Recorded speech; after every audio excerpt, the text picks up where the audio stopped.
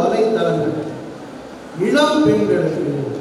இதுதான் இன்னைக்கு காலையில் நடந்த மிகப்பெரிய விஷயம். இன்னைக்கு காலையில் நான் கிளம்புனேன். எங்கள் வீட்டில் எங்கே போகிற Saint Anthony's college for women arts and college, ஊரம் கேர்ள்ஸ், ஊரம் என் பிள்ளைங்க, என் குழந்தைங்க அங்கே போய் பட்டிமன்றம் பேச போகிறேன். நான் வீட்டில் சும்மா நீங்கள் நான் வரேன் அப்படின்னா, ஏம்மா தலைப்பை நல்லா தெரிஞ்சுக்க, இளம் பெண்களுக்கு போட்டுட்டாங்க, இளம் பெண்களுக்கு இல்லம்மான்னு போய் தொலை அப்படின்னு நான் வந்து இன்னைக்கு அதுதான் தலைப்பினுடைய முக்கியத்துவமான ஒரு அருமையான அடிக்கோடு பார்க்க வேண்டியது. இளம் பெண்களுக்கு, அதாவது உங்களுக்கு அது வரமா சாபமா? வரமே என்ற அணியில் 2ஆம் ஆண்டு பிஎஸ்சி கெமிஸ்ட்ரி கார்த்திகா அவர்களை நான் உங்களுக்கு அறிமுகப்படுத்துகிறேன். கார்த்திகா இருக்காங்க, இங்கே அவங்க வரவேற்கிறேன். சமூக வலைத்தளங்கள் இளம் பெண்களுக்கு சாவை என்ற அணியில் சிறில் அகஸ்தினா 2ஆம் ஆண்டு பிஎஸ்சி கெமிஸ்ட்ரி. வரமே என்ற அணியில் வைஷ்ணவி தேவி 1 ஆண்டு எம்காம். சாவனை என்ற அணியில் சுப்புலட்சுமி 2ஆம் ஆண்டு பிஎஸ்சி கெமிஸ்ட்ரி. வரமே என்ற அணியில் தமிழ் துறையுடைய உதவி பேராசிரியை பாண்டி மீனா அவர்கள். சாவமே என்ற அணியில் வேதியியல் துறை உதவி பேராசிரியர் சுகன்யா மீனாரசன். எல்லாரையும் உங்களுக்கு நல்லா தெரியும். இருந்தாலும் இந்த பட்டிமன்றம் ஆரம்பிக்க போகிறோம். பேசிட்டு இருக்கும்போது உங்களுக்கு ஏதாவது டவுட் வந்தால், பேசுறது பிடிக்காமல் இருந்தால், நீங்கள் மட்டும் தனியாக எழுந்திரிச்சு போங்க. ஒரு 10-12 பேர் கூட்டிட்டு போயிடாதீங்க, சரியா? அதே போல் கையில் ஏதாவது ஆயுதம் வச்சுருந்தா இந்த டிபார்ட்மெண்ட் சார்ந்து வாங்கி கையில் வச்சுருக்காங்க. ஏன்னா ஈரோடு பக்கத்தில் ஒரு பட்டிமன்றம் பேச போயிருக்கு. பட்டிமன்றம் ஆரம்பிச்சாச்சு. நான் தான் முதல் பேசுகிறேன்.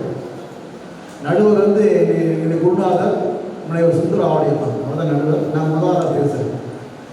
பெரியோர்களே, ஸ்டேஜுக்கு பின்னாடி பெரியோர்களே, தாய்மார்களே, பின்னாடி தாய்மார்களே,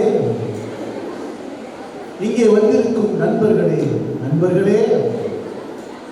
நான் உடனே அந்த மைக் செட் போகிற விட்டு, எப்பா அந்த எக்கோவை கட் பண்ணு, நான் பேசுகிறது திரும்ப திரும்ப ரிப்பீட் ஆகிட்டு, எக்கோவை கட் பண்ணுங்க சார். எக்கோலாம் வைக்கலையே. நான் மறுபடியும் ஆரம்பிச்சேன். பெரியோர்களே, பின்னாடி இருந்து பெரியோர்களே. நான் உடனே கொஞ்சம் நீளமாக பேச ஆரம்பிச்சேன். இந்த நல்லதொரு வாய்ப்பினை எங்களுக்கு வழங்கிய இந்த ஈரோட்டை சேர்ந்த அனைவருக்கும் நன்றி அப்படின்னு. பின்னாடி இருந்து இவ்வளவு நீளமாக பேசுன எப்படி திருப்பி சொல்றது? நீளமாக பேச மாட்டாங்க. நான் உடனே பின்னாடி பார்த்தா ஒருத்தர் நல்லா ஃபுல்லாக அப்போ போட்டு படுத்துக்கிறாரு. பக்கத்தில் குடிச்சு பாட்டில் கிடக்குது. நான் அவனை கூப்பிட்டியோ தூக்கிட்டு வெளியே அனுப்புங்கயா, நான் பேச முடியாதுன்னு. அவர் அனுப்ப முடியாதுங்க. ஏங்க அதெல்லாம் அனுப்ப முடியாது.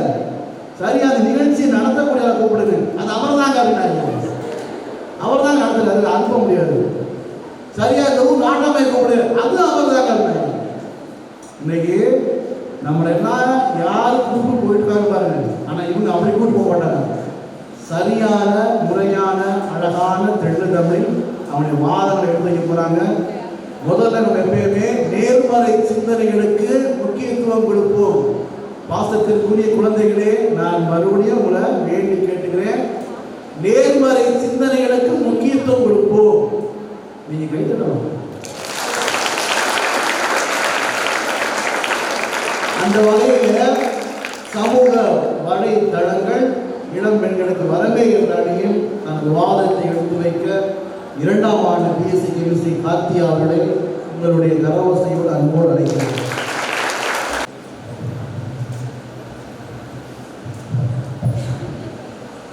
Yes, Karthika, second BSc Chemistry, St. Anthony's College of Arts and Science for Women. முக்கடல் சங்கமம் முன்னின்று ஒலிக்க, முப்பால் குழல் முனியும் முத்தமிழாய் சொலிக்க, சூளை வயப்பட்ட சீத்தள மாமுனி, சூளை நோய் தீர்த்த மொழி என்று சூளாயுதமாய் விளங்கி சூக்குமமான மொழி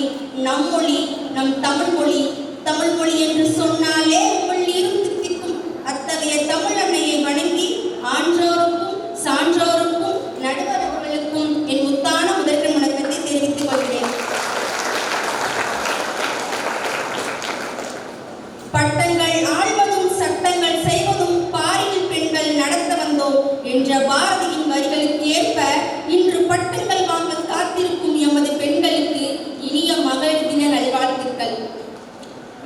சமூக வலைத்தளங்கள் இளம் பெண்களுக்கு வரம் தாங்க. நடுவரையா அவர்களுக்கு சொன்னாங்க இல்லையா, நல்லதொரு செயலையே நாம் முதலில் தொடங்குவோம். ஆனால் வரமே என்ற தலைப்பில் நான் உங்கள் முன் பேச வந்துள்ளேன். என்ன பங்கு மாணவிகள் பார்க்குறாங்களா? பார்க்குறாங்க, பயங்கரமா பார்க்குறாங்க. பட் அவங்க பார்க்குற பார்வையில இந்த பட்டிமன்றங்களுக்கு ஏதோ சொல்ல வராங்க மட்டும் தெரியுது. அப்ப நாம அவங்களுக்கு சொல்லுவோம். அன்றைய காலத்தில் வீட்டை விட்டு வெளியே வராத பெண்கள் இன்று நாட்டை ஆளும் மேதைகளாக இருக்கிறார்கள். காரணம் நம்முடைய சமூக வலைத்தளங்கள் தான். புத்தகம் என்பது உலகத்தை உங்களுக்கு காட்டுவது. சமூக வலைத்தளம் என்பது உலகையே உங்கள் உள்ளங்கைக்குள் காட்டுவது. வலைத்தளங்களில் பேசும் வெளியறிதே, அதன் நன்மை சொல்லவா என்னுயிரே, உண்மை புரியுதே, தெளிவு வருதே, ஓ என்னை கேளாமல் எதுவும் சொல்லாமல் கால்கள் எங்கேயோ செல்கிறதே, ஓ இருளே இல்லாமல் வானம் வண்ணத்தில் விழுகிறதே. நேற்றைய சமூக வலைத்தளங்கள் பெண்களுக்கு அலங்காரமாய் இருந்தது. இன்றைய சமூக வலைத்தளங்கள் பெண்களுக்கு ஆதாரமாய் இருக்கிறது. ஆனால் நாளைய சமூக வலைத்தளங்கள் பெண்களுக்கு அஸ்திகாரமாக இருக்க போகிறது. எப்படி ஒரு பெண்கள் இல்லாத உலகை நம்மால் நினைத்து பார்க்க முடியாதோ அதுபோல்தான் சமூக வலைத்தளங்கள் இல்லாத உலகை நம்மால் நினைத்து கூட பார்க்க முடியாது. இன்டர்நெட் இல்லாத இந்தியாவும் வெப்சைட் இல்லாத வேர்ல்டும் முன்னேறதாக சரித்திரம் இருக்கா? நடுவரையா அவர்களே அன்றைய காலத்தில் சொன்னார்கள், நினைத்தேன் வந்தாய் 100 வயது என்றார்கள். ஆனால் இன்றைய காலத்தில் தேடினேன் வந்தது கூகுள் சர்ச், நாடினேன் தந்தது ஷாப்பிங், வாசலில் நின்றது டோர் டெலிவரி, பாலகா என்றது மேட்ரிமோனி. இப்படி நினைத்ததெல்லாம் கிடைக்கிறது என்றால் சமூக வலைத்தளங்கள் பெண்களுக்கு அள்ளல்ல குறையாத அமுத சுரப்பியாக இருக்கிறது. இப்படிப்பட்ட சமூக வலைத்தளங்கள் எப்படி எதிரணிகளுக்கு மட்டும் சாபமாக மாறி இருக்கிறது என்று எனக்கு புரியவில்லை. நடுவரையா அவர்களே அப்துல் கலாம் அவர்கள் சொன்னார்கள், நமது பிறப்பு என்பது ஒரு சம்பவமாக இருக்க வேண்டும். நமது பிறப்பு என்பது ஒரு சம்பவமாக இருக்க வேண்டும். ஆனால் நமது இறப்பு என்பது ஒரு சரித்திரமாக இருக்க வேண்டும் என்று சொன்னார். அந்த சரித்திரத்தில் தமது கால் சுவடுகளை பதிக்க எமது பெண்கள் போராடி கொண்டிருக்கிறார்கள். அப்படிப்பட்ட பெண்களுக்கு இன்று பக்கபலமாக இருப்பதே சமூக வலைத்தளங்கள் தான். என்ன பழக்குது, நம் வாழ்க்கை எதை நோக்கி பயணமா போயிட்டு இருக்கே தெரியல என்று வாழ்ந்த பெண்களிடையே இன்று பயணமே வாழ்க்கையாக மாறிவிட்டது பல பெண்களுக்கு. அன்றைய காலத்தில் ஜான்சி ராணி, வேலு நாச்சியார் போன்ற வீர பெண்கள் தனி ஒரு பெண்ணாக இருந்து ஒவ்வொரு பகுதியும் ஆட்சி செய்தார்கள். இதையெல்லாம் வலைத்தளங்களில் பார்த்த எமது பெண்கள் இன்று ஒட்டுமொத்த இந்தியாவையும் ஆட்சி செய்து கொண்டிருக்கிறார்கள். இதெல்லாம் சமூக வலைத்தளங்கள் உதவியுடன் தானே நடுவர்களே. எதிர்கட்சி அணியை பார்த்து ஒரு கேள்வி கேட்கிறேன். நெல்லிக்கனி என்றால் அதனில் இருக்கும் புளிப்புத்தன்மை மட்டும்தான் உங்கள் கண்களுக்கு தெரிகிறதா? ஏன் நெல்லிக்கனி அள்ளித்தரும் ஆரோக்கியத்தை பார்ப்பதில்லை? பெண்களுக்கு சமூக வலைத்தளங்கள் வரமாக கிடைத்திருக்கிறது. அதை எப்படி நீங்கள் சாப்பிடும் என்று சொல்கிறீர்கள்? இன்றைய பெண்கள் சமூக வலைத்தளங்களுடன் வரமாக கிடைத்ததால் அதுடன் இணைந்து எங்க வேணா போய்க்கு, நீ என்ன விட்டு போயிடாம இருந்தாலே அது போதுமே என்று பல பெண்கள் சமூக வலைத்தளங்கள் இணைந்து வாழ்வில் முன்னேறி கொண்டிருக்கிறார்கள். எதிரணியை பார்த்து ஒரு கேள்வி கேட்கிறேன். ஆக்னஸ் கோஞ்சா போஜாஜ் என்றால் இவர் யார் என்று சற்றென்று உங்களால் கூற முடியுமா? ஆனால் இதே கேள்வி நீங்கள் எங்கள் வலைத்தளங்களும் கேட்டிருந்தால் அடுத்த நொடியே அவர்தான் அன்னை தெரசா என்று கூறியிருக்கும். ஆமாங்க, அன்னை தெரசாவின் இயற்பெயர் தான் ஆக்னஸ் கோஞ்சா போஜாஜ். எனவே பூவின் வேகத்திற்கும் விவேகத்திற்கும் சமூக வலைத்தளங்கள் பெண்களுக்கு எப்படி சாபமாக மாறும்? வெறும் தரையில் படுத்துக்கொண்டு உள்ளங்கையினுள் உலகத்தை பார்ப்பது யோகமடா. நடுவர் அவர்களே ஒரு சிறிய கதை. ஒரு நபர் ஒரு பசுவின் முதலாளியிடம் பார்த்து கேட்டாராம், இந்த பசு நமக்கு என்ன பலம் இருக்குது, இது ஏன் வளர்க்குறீங்க அப்படின்னு. அதுக்கு அந்த பசுவின் முதல்ல என்ன செஞ்சாரா, அடுத்த நாள் காலையில் அந்த நபரை கூப்பிட்டு ஒரு டம்ளர் பாலும் அந்த பசு அப்படி வயிற்கொள்ளி வச்சுட்டாராம்.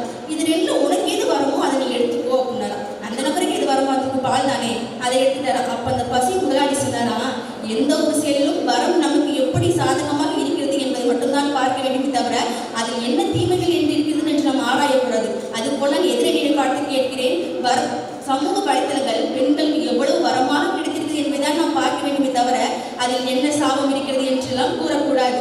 இறுதியாக ஒன்றை கூறிவிட்டு விடைபெற விரும்புகிறேன். சிங்கத்தை காட்டில் பார்த்துருப்பீங்க, கூண்டில் பார்த்துருப்பீங்க, ஏன் நேரில் கூட பார்த்துருப்பீங்க. உங்கள் பக்கத்துல இருந்து பார்த்துருக்கீங்களா? அதுக்கு பதுங்கி பாயிட யாராவது பார்த்துருக்கீங்களா? எது நீங்கள் சாகுன்னு சொல்கிறாங்களோ அந்த வலைத்தளங்களை பயன்படுத்தி உங்கள் ஆண்ட்ராய்டு ஃபோன்லேயே பார்க்கலாம். இப்படி நான் சிங்கம் சீர்வதிலிருந்து நாம் உயிரோட இருக்குமா இல்லையான்னு சொல்கிற இசிஜி ரிப்போர்ட் வரைக்கும் நம்மளால் பார்க்க முடியும் அப்படின்னா அதெல்லாம் சமூக வலைத்தளங்களை பயன்படுத்தி தான் நண்பர் ஐயா அவர்களே. எனவே இத்துடன் இந்த வார்த்தை முடித்துக் கொள்கிறேன். இளம் பெண்களுக்கு சமூக வலைத்தளங்கள் வரவே வரும். வாதத்தை தொடங்கி வைத்திருக்கிறார் கார்த்திகா. அதாவது வீட்டுக்குள்ளே அடங்கி கிடந்த பெண்கள் இன்னைக்கு நாட்டை ஆளக்கூடிய அளவுக்கு உயர்ந்திருக்கிறார் என்றால் அதன் காரணம் இந்த சமூக வலைத்தளங்கள் அவர்களை ஊக்குவித்து இருக்கின்றன, ஊக்குவித்து கொண்டு இருக்கின்றன. அது உண்மையும் அதிகமாக இருக்கிறது.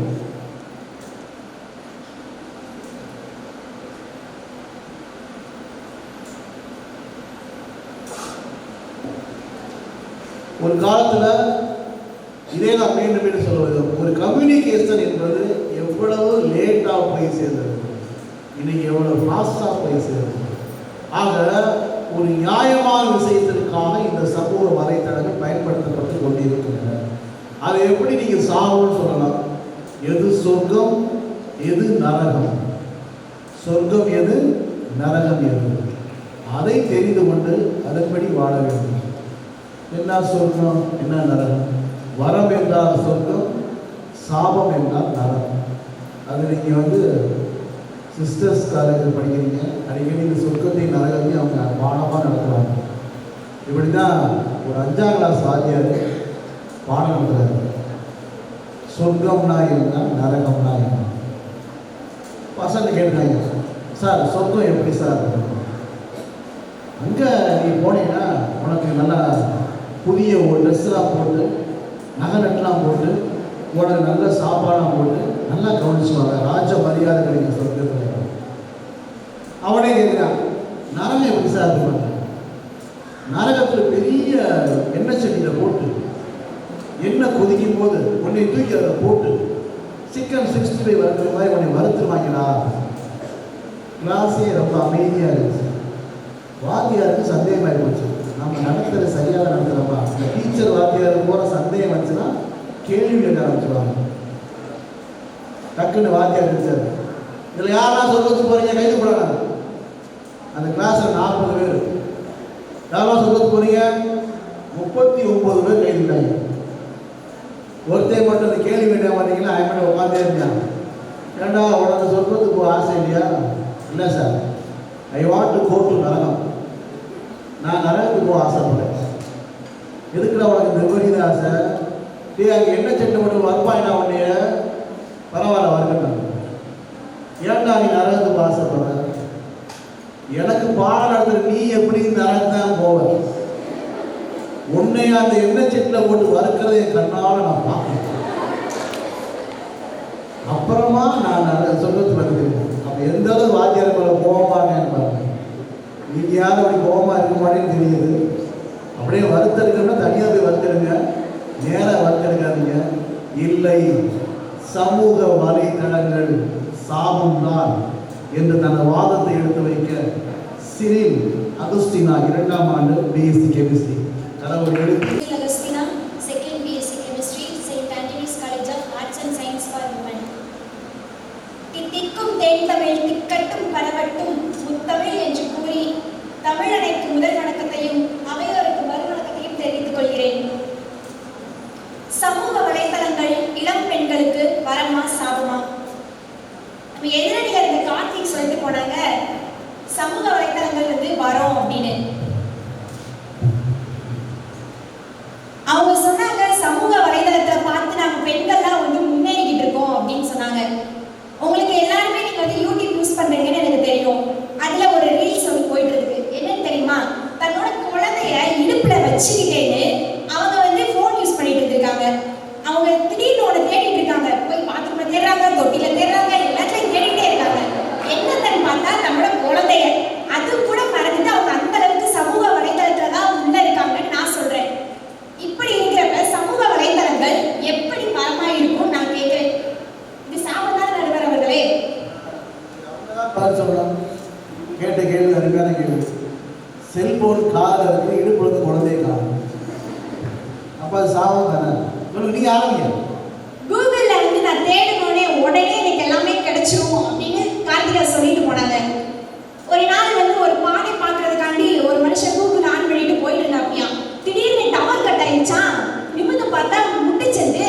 இப்ப சொல்லுங்க, அது எப்படி வரமா இருக்கும்? அது கண்டிப்பா சாபம் தானே நடுவர் அவர்களே. நேரா போய் மோதிட்டாங்க போல, சரியா? லெஃப்ட் ரைட் போயிட்டு இருந்தா அது முட்டிச்சது.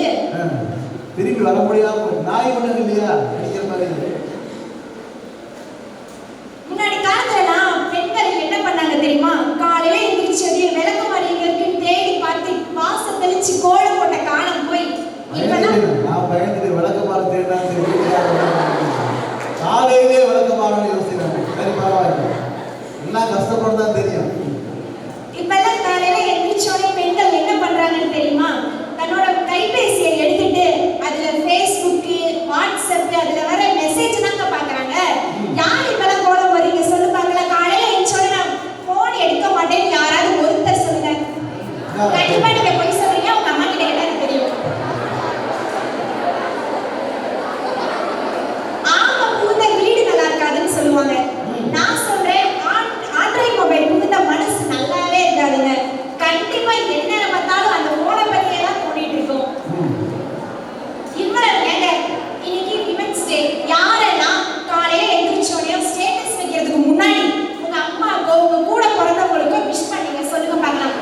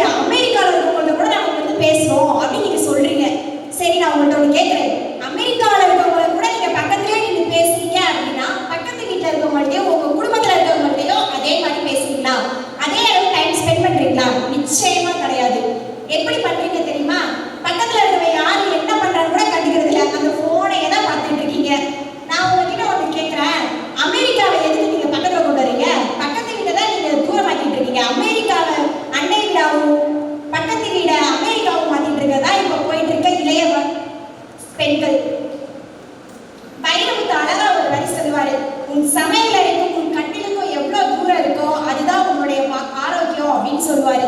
ஆனா நான் சொல்றேன், உன்னோட கட்டிலுக்கும் உன்னோட சார்ஜ் தட்டுக்கும் எவ்வளவு தூரம் இருக்கோ அதுதான் உன்னோட வாழ்நாள் நான் சொல்றேன். ஏன் தெரியுமா? சார்ஜை போட்டுக்கிட்டே நம்ம ஃபோன் ஓட்டிகிட்டே இருப்பாரு. அப்படி அந்த ஃபோன்ல என்னதான் இருக்கோ சார்ஜ் ஏறுற டைம் கூட அந்த ஃபோனை விடுறது கிடையாது.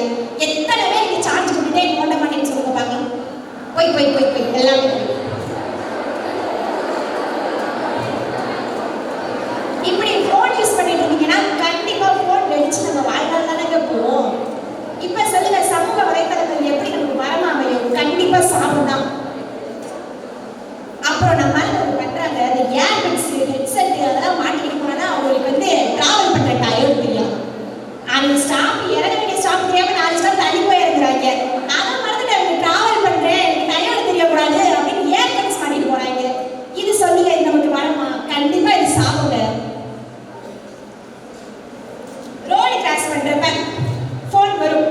உன் கை விரல்கள் மெல்ல மெல்ல பட்டன ஊத்தி இனிமையான குரலில் கொஞ்சம் ஹலோ சொல்லி ஃபோன் அடிக்குது அடிக்குது அடிக்குது, ஹலோ சொல்லுங்க, ஃபோன் அடிக்குது அடிக்குது அடிக்குது, ஆன்சர் பண்ணுங்க இப்படின்னு சொல்லி வரும் ஒரு ஃபோனு. அது நீங்க நினைச்சிட்டு இருக்கீங்க உங்க சொந்தக்காரங்களுக்கு ஃபோன் பண்றாங்கன்னு. கண்டிப்பா கிடையாது. எவ்வளவுல இருந்து உங்களுக்கு கால் வருது. நீங்க பஸ் ஏறி வீட்டுக்கு போலான்னு நினைக்கிறப்ப நீங்க ஃபோன் பேசிட்டே போனா அப்புறம் பஸ் ஏறி எவ்வளவு தான் போகணும். இப்ப சொல்லுங்க, சமூக வலைத்தளங்கள் எப்படி பெண்களுக்கு வரமா இருக்கும்னு? கண்டிப்பா இது சாப்பிடுறாங்க. சமூக வலைத்தளத்துக்கு ஏன் சமூக வலைத்தளம்னு பேர் வந்துச்சுன்னு நீங்க நினைக்கிறீங்க? சொல்லுங்கப்பா, இவ்வளவு கேட்குறாங்க. என்ன ஆன்சர் பண்ணுங்க. சமூக வலைத்தளம் ஏன் பேர் வந்துச்சு?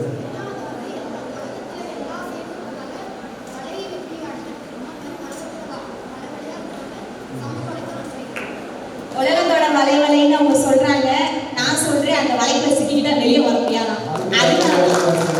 ஏன்னா அது ஒரு டைம்ல உள்ள போயிட்டீங்க அப்படின்னா அதுல இருந்து வெளியே வர்றது ரொம்ப கஷ்டம். அதை இன்னும் கொஞ்சம் நேரம் இன்னும் கொஞ்சம் நேரம் பார்க்கலாம், இன்னும் கொஞ்சம் எப்பயாவது இந்த மாதிரி தோணாம யாருக்காவது இருந்திருக்கா? கிடையாது. அப்ப சமூக வலைத்தளங்கள் எப்படி நமக்கு வரமா அமையும்? கண்டிப்பா அது சாபம் தாங்க. ஒரு காலத்துல போனை நம்ம வச்சிருந்தோம். இப்ப நம்மள போன் வச்சிருக்கு அந்த அளவுக்கு நம்ம போயிட்டோம். நம்மளோட நேரம் எல்லாமே அங்கதான் போகுது. அப்படி இருக்கப்ப எப்படி சமூக வலைத்தளம் வரமா இருக்கும்? கண்டிப்பா அது சாப்பிடுறாங்க. இப்ப இருக்கக்கூடிய சமூக வலைத்தளங்கள் ஒரு பெண்ணினுடைய அறிவையும் ஆக்கப்பூர்வமான சிந்தனையையும் சுரண்டுகிறதே தவிர அவங்களுக்கு வரமா அமைகிறதே கிடையாது. வாய்ப்பு கொடுத்தமைக்கும் வாய்மொழி கேட்டமைக்கும் நன்றி கூறி விடைபெறுகிறேன். வலைத்தளம் ஏன் பேர் வந்துச்சு? அந்த வலைக்குள்ள சிக்கிட்டோம்னா நிச்சயமா வெளியே வர முடியாம தவிக்கணும். சில பேர்லாம் பார்க்க சொன்னாங்க, பஸ்ஸில் போகும்போது பேசிக்கிட்டே போறான், பைக்கில் போகும்போது பேசிக்கிட்டே போறான், பேசிக்கிட்டே 100ல போறான், 108ல வரான். என்ன செய்ய? அந்த சமூக வலைத்தளம் இப்படியெல்லாம் வந்து கட்டுக்குள் போட்டு வைத்திருக்கிறது. அது அப்புறமா கட்டு போட வச்சிருது இல்லையா? இருந்தாலும் நாம பேசுறது பெண்களுக்காக. ஒரு விஷயத்தை அருமையா சொன்னாங்க, எல்லா விளக்கும் அணைந்திருக்கும், போர்வைக்குள் மட்டுமே ஒரு விளக்கு எரிந்து கொண்டிருக்கும். அது வந்து அழிவை நோக்கிய உனது பயணம். தூக்கம் எல்லாம் கெட்டு போயிருக்கு. விடியற் காலையில வேலை செய்ய முடியாது. காலையில் அம்மா எடுத்து ஒரு காலத்துல வாசல் தெளிச்சு கோலம் போட்டு சமையல் வேலை செய்யணும் பாட்டு பட்டு கொண்டியா. நீங்க அதெல்லாம் நேரம் இல்லை. ஒரு ஃப்ரெண்டு வீட்டுக்கு போயிருக்கேன். முதல் ரூம்ல ஃப்ரெண்டு என்ன செய்யறாரு? செல்போன் நோண்டிருக்காரு. 2வது ரூம்ல ஒரு பையன் செல்போன் பார்த்துருங்க. 3வது ரூம்ல சின்ன பையன் செல்போன் பாருங்க. சமையல் கட்டா வீட்டுக்காரமா செல்போனை பார்த்துட்டு சமையல் பண்ணிட்டு இருக்கு. திடீர்னு பார்த்தா ஐயோ அம்மா நம்ம சத்தம். என்ன ஆச்சு கேட்டா, இந்த அம்மா என்ன செய்யுது? கத்திரிக்காயை நறுக்கி வச்சுக்கிட்டு இருக்கு.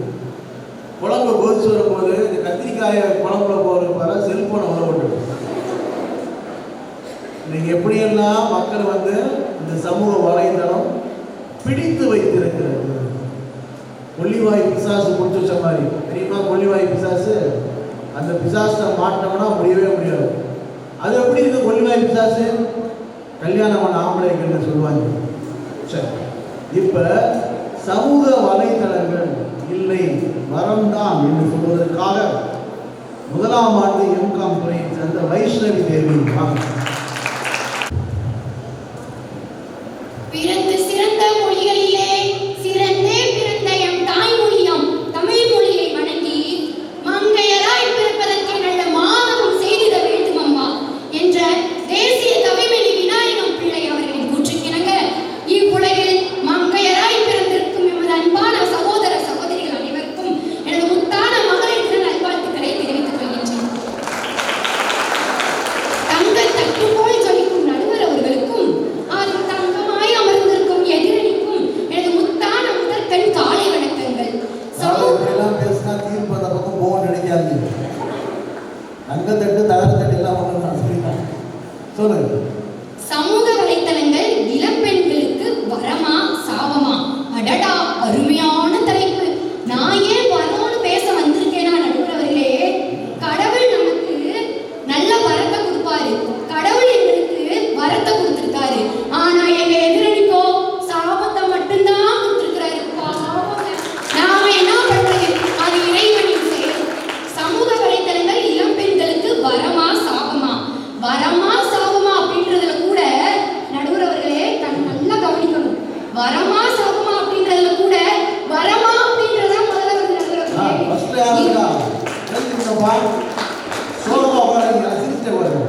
இதிலிருந்து தெரிய வேணாமா என் எதிரணிக்கு? சமூக வலைத்தளங்கள் இளம் பெண்களுக்கு வரம்தான் வரம்தான் வரம் மட்டும்தான். அதை நீங்கள் முதலில் அறிந்து கொள்ள வேண்டும். நடுவர் அவர்களே, கொரோனா காலத்துல தான் தெரிஞ்சிச்சு சமூக வலைத்தளங்கள் இளம் பெண்களுக்கு எவ்வளவு முக்கியம்னு. கட்டின தாடியை கூட கொண்டு போய் அடகு வச்சு பெண் பிள்ளைகளோட படிப்புக்காக ஆன்லைன் வகுப்புக்காக அறிவு வளர்ப்பதற்காக சமூக வலைத்தளங்கள் பயன்பட்டுச்சா இல்லையா? நீங்க கொரோனா காலத்துல படிச்சிருந்த நேரத்துல கூட சமூக வலைத்தளங்கள் மூலமா படிச்சுதானே எழுதிருப்பீங்க.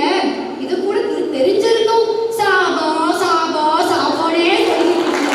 கொஞ்சம் பரவாயில்ல வாங்க.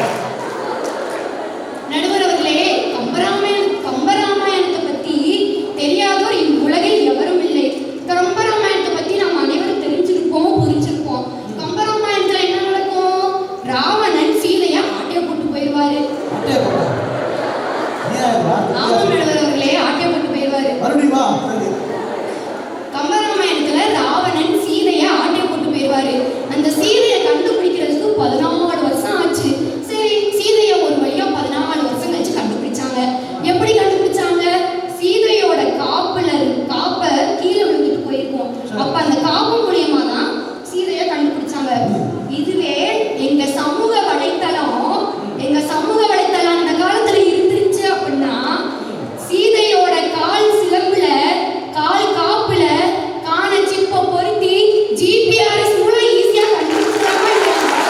சொல்லுங்க எதிரணியாவே, வரம் வரம்ன்றாங்க, சாபா சாபம் சொல்றீங்க.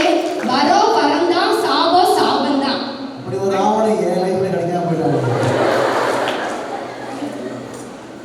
நடுவர் அவர்களே, நான் எங்க வீட்டு பக்கத்துல நடந்த ஒரு விஷயத்தை உங்க எல்லாருக்கும் ஷேர் பண்ணணும்னு ஆசைப்படுறேன். அது ஷேர் பண்றாங்க. எங்க வீட்டு பக்கத்து வீட்டுக்கார அக்காவை பொண்ணு பார்க்க வந்தாங்க. ஆனா அந்த அக்காவுக்கு நல்லா படிச்சு நல்ல வேலைக்கு போயிட்டு கல்யாணம் பண்ணணும் தான் ஆசை. ஆனா என்ன பண்ணிட்டாங்க? வயசாகி போச்சு, நீ எல்லாம் படிக்க வேணாம், ஒழுங்கா சர்டிபிகேட் கிளம்பிடு அப்படின்னு சொல்லிட்டாங்க. அந்த அக்காவும் என்ன பண்றதுன்னு தெரியாம சரின்னு கல்யாணத்துக்கு மாப்பிள்ளை பார்க்க ஒத்துக்கிட்டாங்க. மாப்பிள்ளையும் பார்க்க வராரு. வந்ததும் அந்த அக்கா வந்து பொதுவாகவே மாப்பிள்ளையும் பொண்ணு பார்க்க வந்தா பெரியவங்கள என்ன சொல்லுவாங்க? பொண்ணும் மாப்பிள்ளையும் தனியா போய் பேசிக்கட்டும் அப்படின்னு சொல்லுவாங்க. அப்படித்தான் நடுவர்களே, பக்கத்து வீட்டுக்கார அக்காவும் மாப்பிள்ளை பார்க்க வந்த அந்த பையனும் தனியா பேசிக்கிட்டாங்க. அந்த பொண்ணு அந்த மாப்பிள்ளைகிட்ட, எனக்கு இந்த கல்யாணத்துல விருப்பம் இல்லைங்க, நான் நல்லா படிச்சு நல்ல வேலைக்கு போய் கல்யாணம் பண்ணிக்கிறேன்னு சொல்லியிருக்கு. அந்த மாப்பிள்ளைக்கும் இந்த காலத்துல இப்படி ஒரு பொண்ணா அப்படின்னு ஆசைப்பட்டு நீ நல்லா படிச்சு நல்ல வேலைக்கு போயிட்டு எனக்கு கல்யாணத்துக்கு ஒத்துக்கமான்னு சொல்லிட்டாரு நடுவர்களே. அப்படி சரின்னு சொல்லிட்டு தலைவன் செய்யல, இப்ப பாரு நான் கல்யாணத்தை எப்படி நிப்பாட்டி காட்டுறேன் பாரு அப்படின்னு சொல்லிட்டு அங்க போய் அமைதியா மாப்பிள்ளை உட்காந்துட்டாரு. பொதுவாகவே இந்த நம்ம போனோம்னா இந்த கிழவிகள்லாம் என்ன சொல்லுவாங்க? பொண்ணுக்கு மாப்பிள்ளைய பிடிச்சிருக்கா, மாப்பிள்ளைக்கு பொண்ணு பிடிச்சிருக்கா அப்படின்னு கேட்பாங்க. அதே மாதிரி அன்னைக்கும் கேட்டாங்க.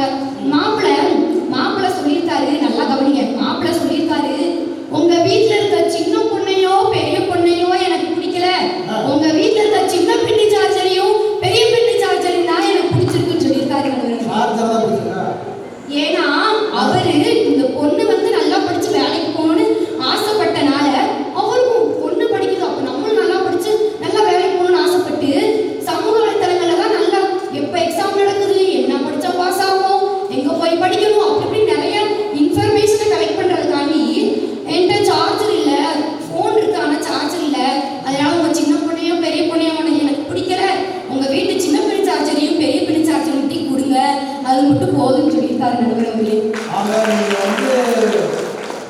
வந்து படிக்கிறதுக்காக பயன்படுத்துறீங்க. நெசமா தானா?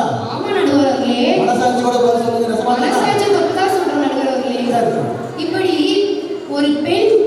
ஒரு பெண்களுக்கு எதிராக நடக்கும் கட்டாய திருமணங்களை ஒழிப்பதற்கு கூட எங்க சமூக வலைத்தளங்கள் பயன்படுத்தி என்றால் அது மிகையாகாது. அது மட்டுமல்லவா, என் எதிரணி சிறில் அகஸ்டினா சொன்னாங்க, சோசியல் மீடியால 12 மணிக்கு மேல வந்தா வாட்ஸ்அப்ல மெசேஜ் பண்றோம், இன்ஸ்டாகிராம் யூஸ் பண்றோம், இந்த மாதிரி நடந்து போயிட்டு இருக்கும்போது இந்த மாதிரி போன் பேசிட்டே போறோம் அப்படின்னு நிறைய சொன்னாங்க. அதுக்கு ஒரு எடுத்துக்காட்டு சொல்றேன், நல்லா கவனிச்சுக்கோங்க. நான் எங்க வீட்டை விட்டு வெளியே வந்து படிக்கிற பொண்ணு நடுவர் அவர்களே. என்னைய மாதிரி நிறைய பேர் வீட்டை விட்டு வெளியே வந்து படிப்பாங்க, வேலை பார்ப்பாங்க. அன்னைக்கு ஒரு நாள் எங்க அப்பாவுக்கு பர்த்டே நடுவர் அவர்களே. எங்க அப்பாவுக்கு கால் பண்ணி ஹாப்பி பர்த்டேப்பா அப்படின்னு சொன்னேன். எங்க அப்பா சரிம்மா அப்படின்ட்டு போனை வச்சுட்டாரு நடுவர் அவர்களே. எப்ப எங்க அப்பா எங்க சமூக வலைத்தளம் வந்துச்சோ, எப்ப எங்க அப்பா வாட்ஸ்அப்ல ஜாயின் பண்ணாரோ, அன்னைக்கு நான் சின்ன வயசுல இருந்து எடுத்த போட்டோவெல்லாம் போட்டு அதோட 2 வரி, கண்ணான கண்ணே கண்ணான கண்ணே உன் மீது சாயவா அப்படின்னு 2 வரியை போட்டு ஸ்டேட்டஸ் போட்டேன். பார்த்தோன்னே எங்க அப்பாவுக்கு அம்புட்டு சந்தோஷம். என் பிள்ளை என் மேல எம்புட்டு பாசமா இருக்கியா அப்படின்னு ஊரெல்லாம் சொல்லிட்டாரு. இப்படி பெண்களின் உணர்வுகளின் வெளிப்பாடாக கூட சமூக வலைத்தளங்கள் தான் விளங்குது என்பதை எங்க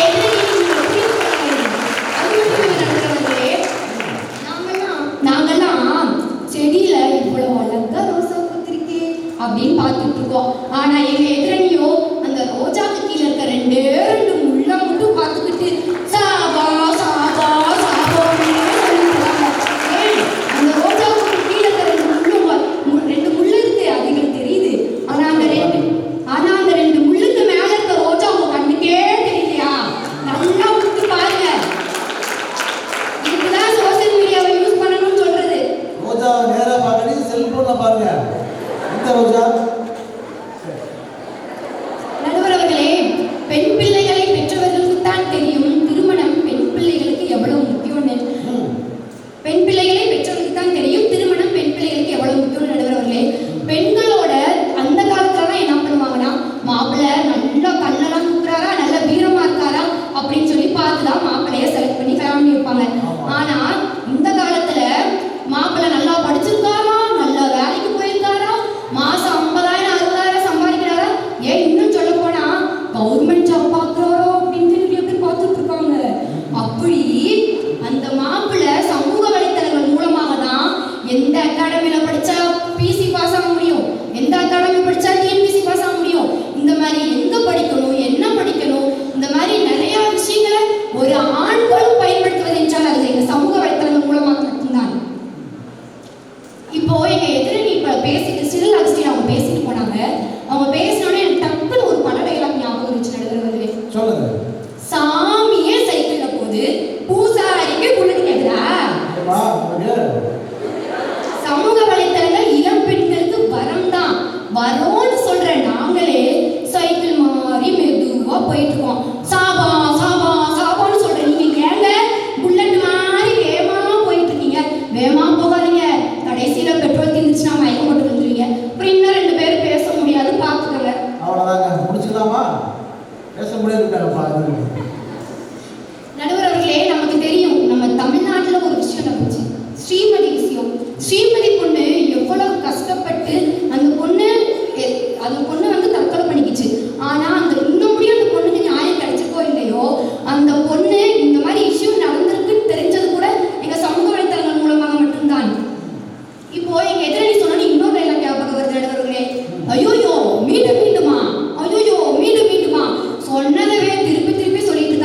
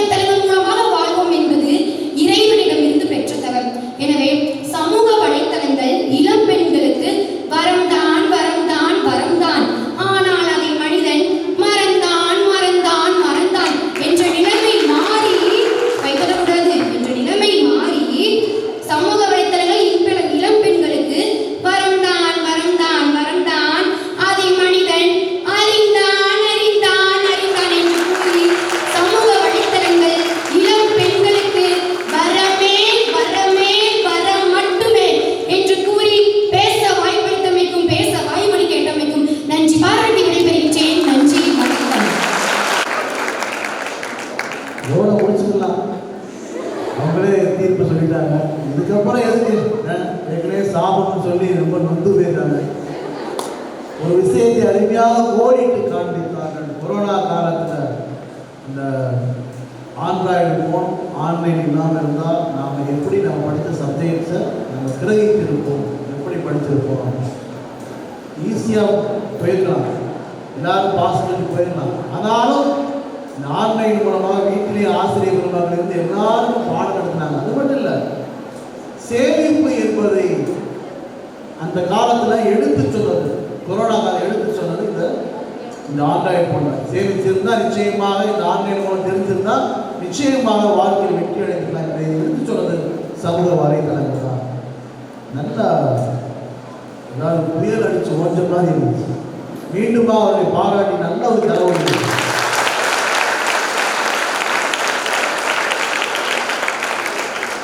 இருந்தாலும் எங்கள் அணியின் தரப்பாக நாங்கள் என்ன சொல்ல போறோம் பாருங்கன்னு சொல்லி பேசுறதுக்காக வைஷ்ணவி வராங்க, சுபலட்சுமி வராங்க, 2ஆம் ஆண்டு பிஎஸ்சி கெமிஸ்ட்ரி. எங்கள் வாழ்வும் எங்கள் வளமும் மங்காத தமிழ் என்று சங்கே முழங்கு என்று வரிகளுக்கு ஏற்ப என் தாய்மொழியாம் தமிழனுக்கு முதல் வணக்கம், அவையோருக்கு மறுவணக்கம். சமூக வலைதளங்கள் இளம் பெண்களுக்கு வரமா சாபமா? எப்படி இப்பெல்லாம் புழுகணும், எங்க எதிர்த்திருப்பானின்றதாப்பா கத்துக்கணும். இங்கே எங்க கல்லூரியில 1500 மாணவிகள் இருக்கீங்க. நிறைய பேர் இன்ஸ்டாகிராம் யூஸ் பண்ணுவீங்க, யூஸ் பண்ணாம இருப்பீங்க. உங்களுடைய இன்ஸ்டாகிராம் அக்கவுண்ட் எத்தனை பேர் பிரைவேட்டா வச்சிருக்கீங்க? பாத்தீங்களா? எதுக்குமா உங்களுக்கு வரோம்னா நீங்க ஏமா பிரைவேட்டா வச்சிருக்கீங்க? பப்ளிக்கா வைக்கலாமே, அது வரந்தானே. ஏமா பிரைவேட்டா வைக்கலாம்? ஏன்னா அவ்வளோ மோசடி நடக்குது. இப்பெல்லாம் படிக்கிறேன், நான் படிச்சுதான் வாழ்க்கையில முன்னேற போறேன், போன்ல படிச்சுதான் முன்னேற போறேன். அப்பா அந்த புடுங்க ஆசைப்படுது. இதெல்லாம் அங்க உள்ளுக்குற 4 கிளாஸ் நடந்துட்டு இருக்கோம். இவன் அதை திறந்து வச்சிருக்கான், வச்சுட்டான். வேற நீ சொல்லு, நம்ம பார்க்கலாம், நீ பேசு. இதான் நடந்துட்டு இருக்கு. கொரோனால 2 வருஷம் வீட்டில் இருந்தாங்க, அது மூலமா தான் படிச்சீங்க அப்பெல்லாம் சொன்னீங்க. நீங்க வீட்டிலே இருந்துக்கிறீங்களா? எதுக்குமா லாக்டவுன் திறந்ததுக்கு அப்புறம் காலேஜுக்கு ஸ்கூலுக்குலாம் போய்கிட்டு வீட்டில் இருந்திருந்தா காசு மிச்சமாக இருக்கும். ஸ்கூலுக்கு போக தேவையில்லை, காலேஜுக்கு போக தேவையில்லை. பெற்றோர்கள், ஆசிரியர்கள் எல்லாருமே அந்த கொரோனா காலத்தில் கதறினாங்க, எப்படா லாக்டவுன் முடியும், ஸ்கூலுக்கு அனுப்பலாம், காலேஜுக்கு அனுப்பலாம். ஏன்னா அவங்களுக்கு தெரியும் எந்த ஒரு ஆன்லைன் கிளாஸாலையும் கூகுள் கிளாஸாலையும் நல்லொழுக்கத்தை கற்றுத்தர முடியாது அப்படின்னு. அதனால தான்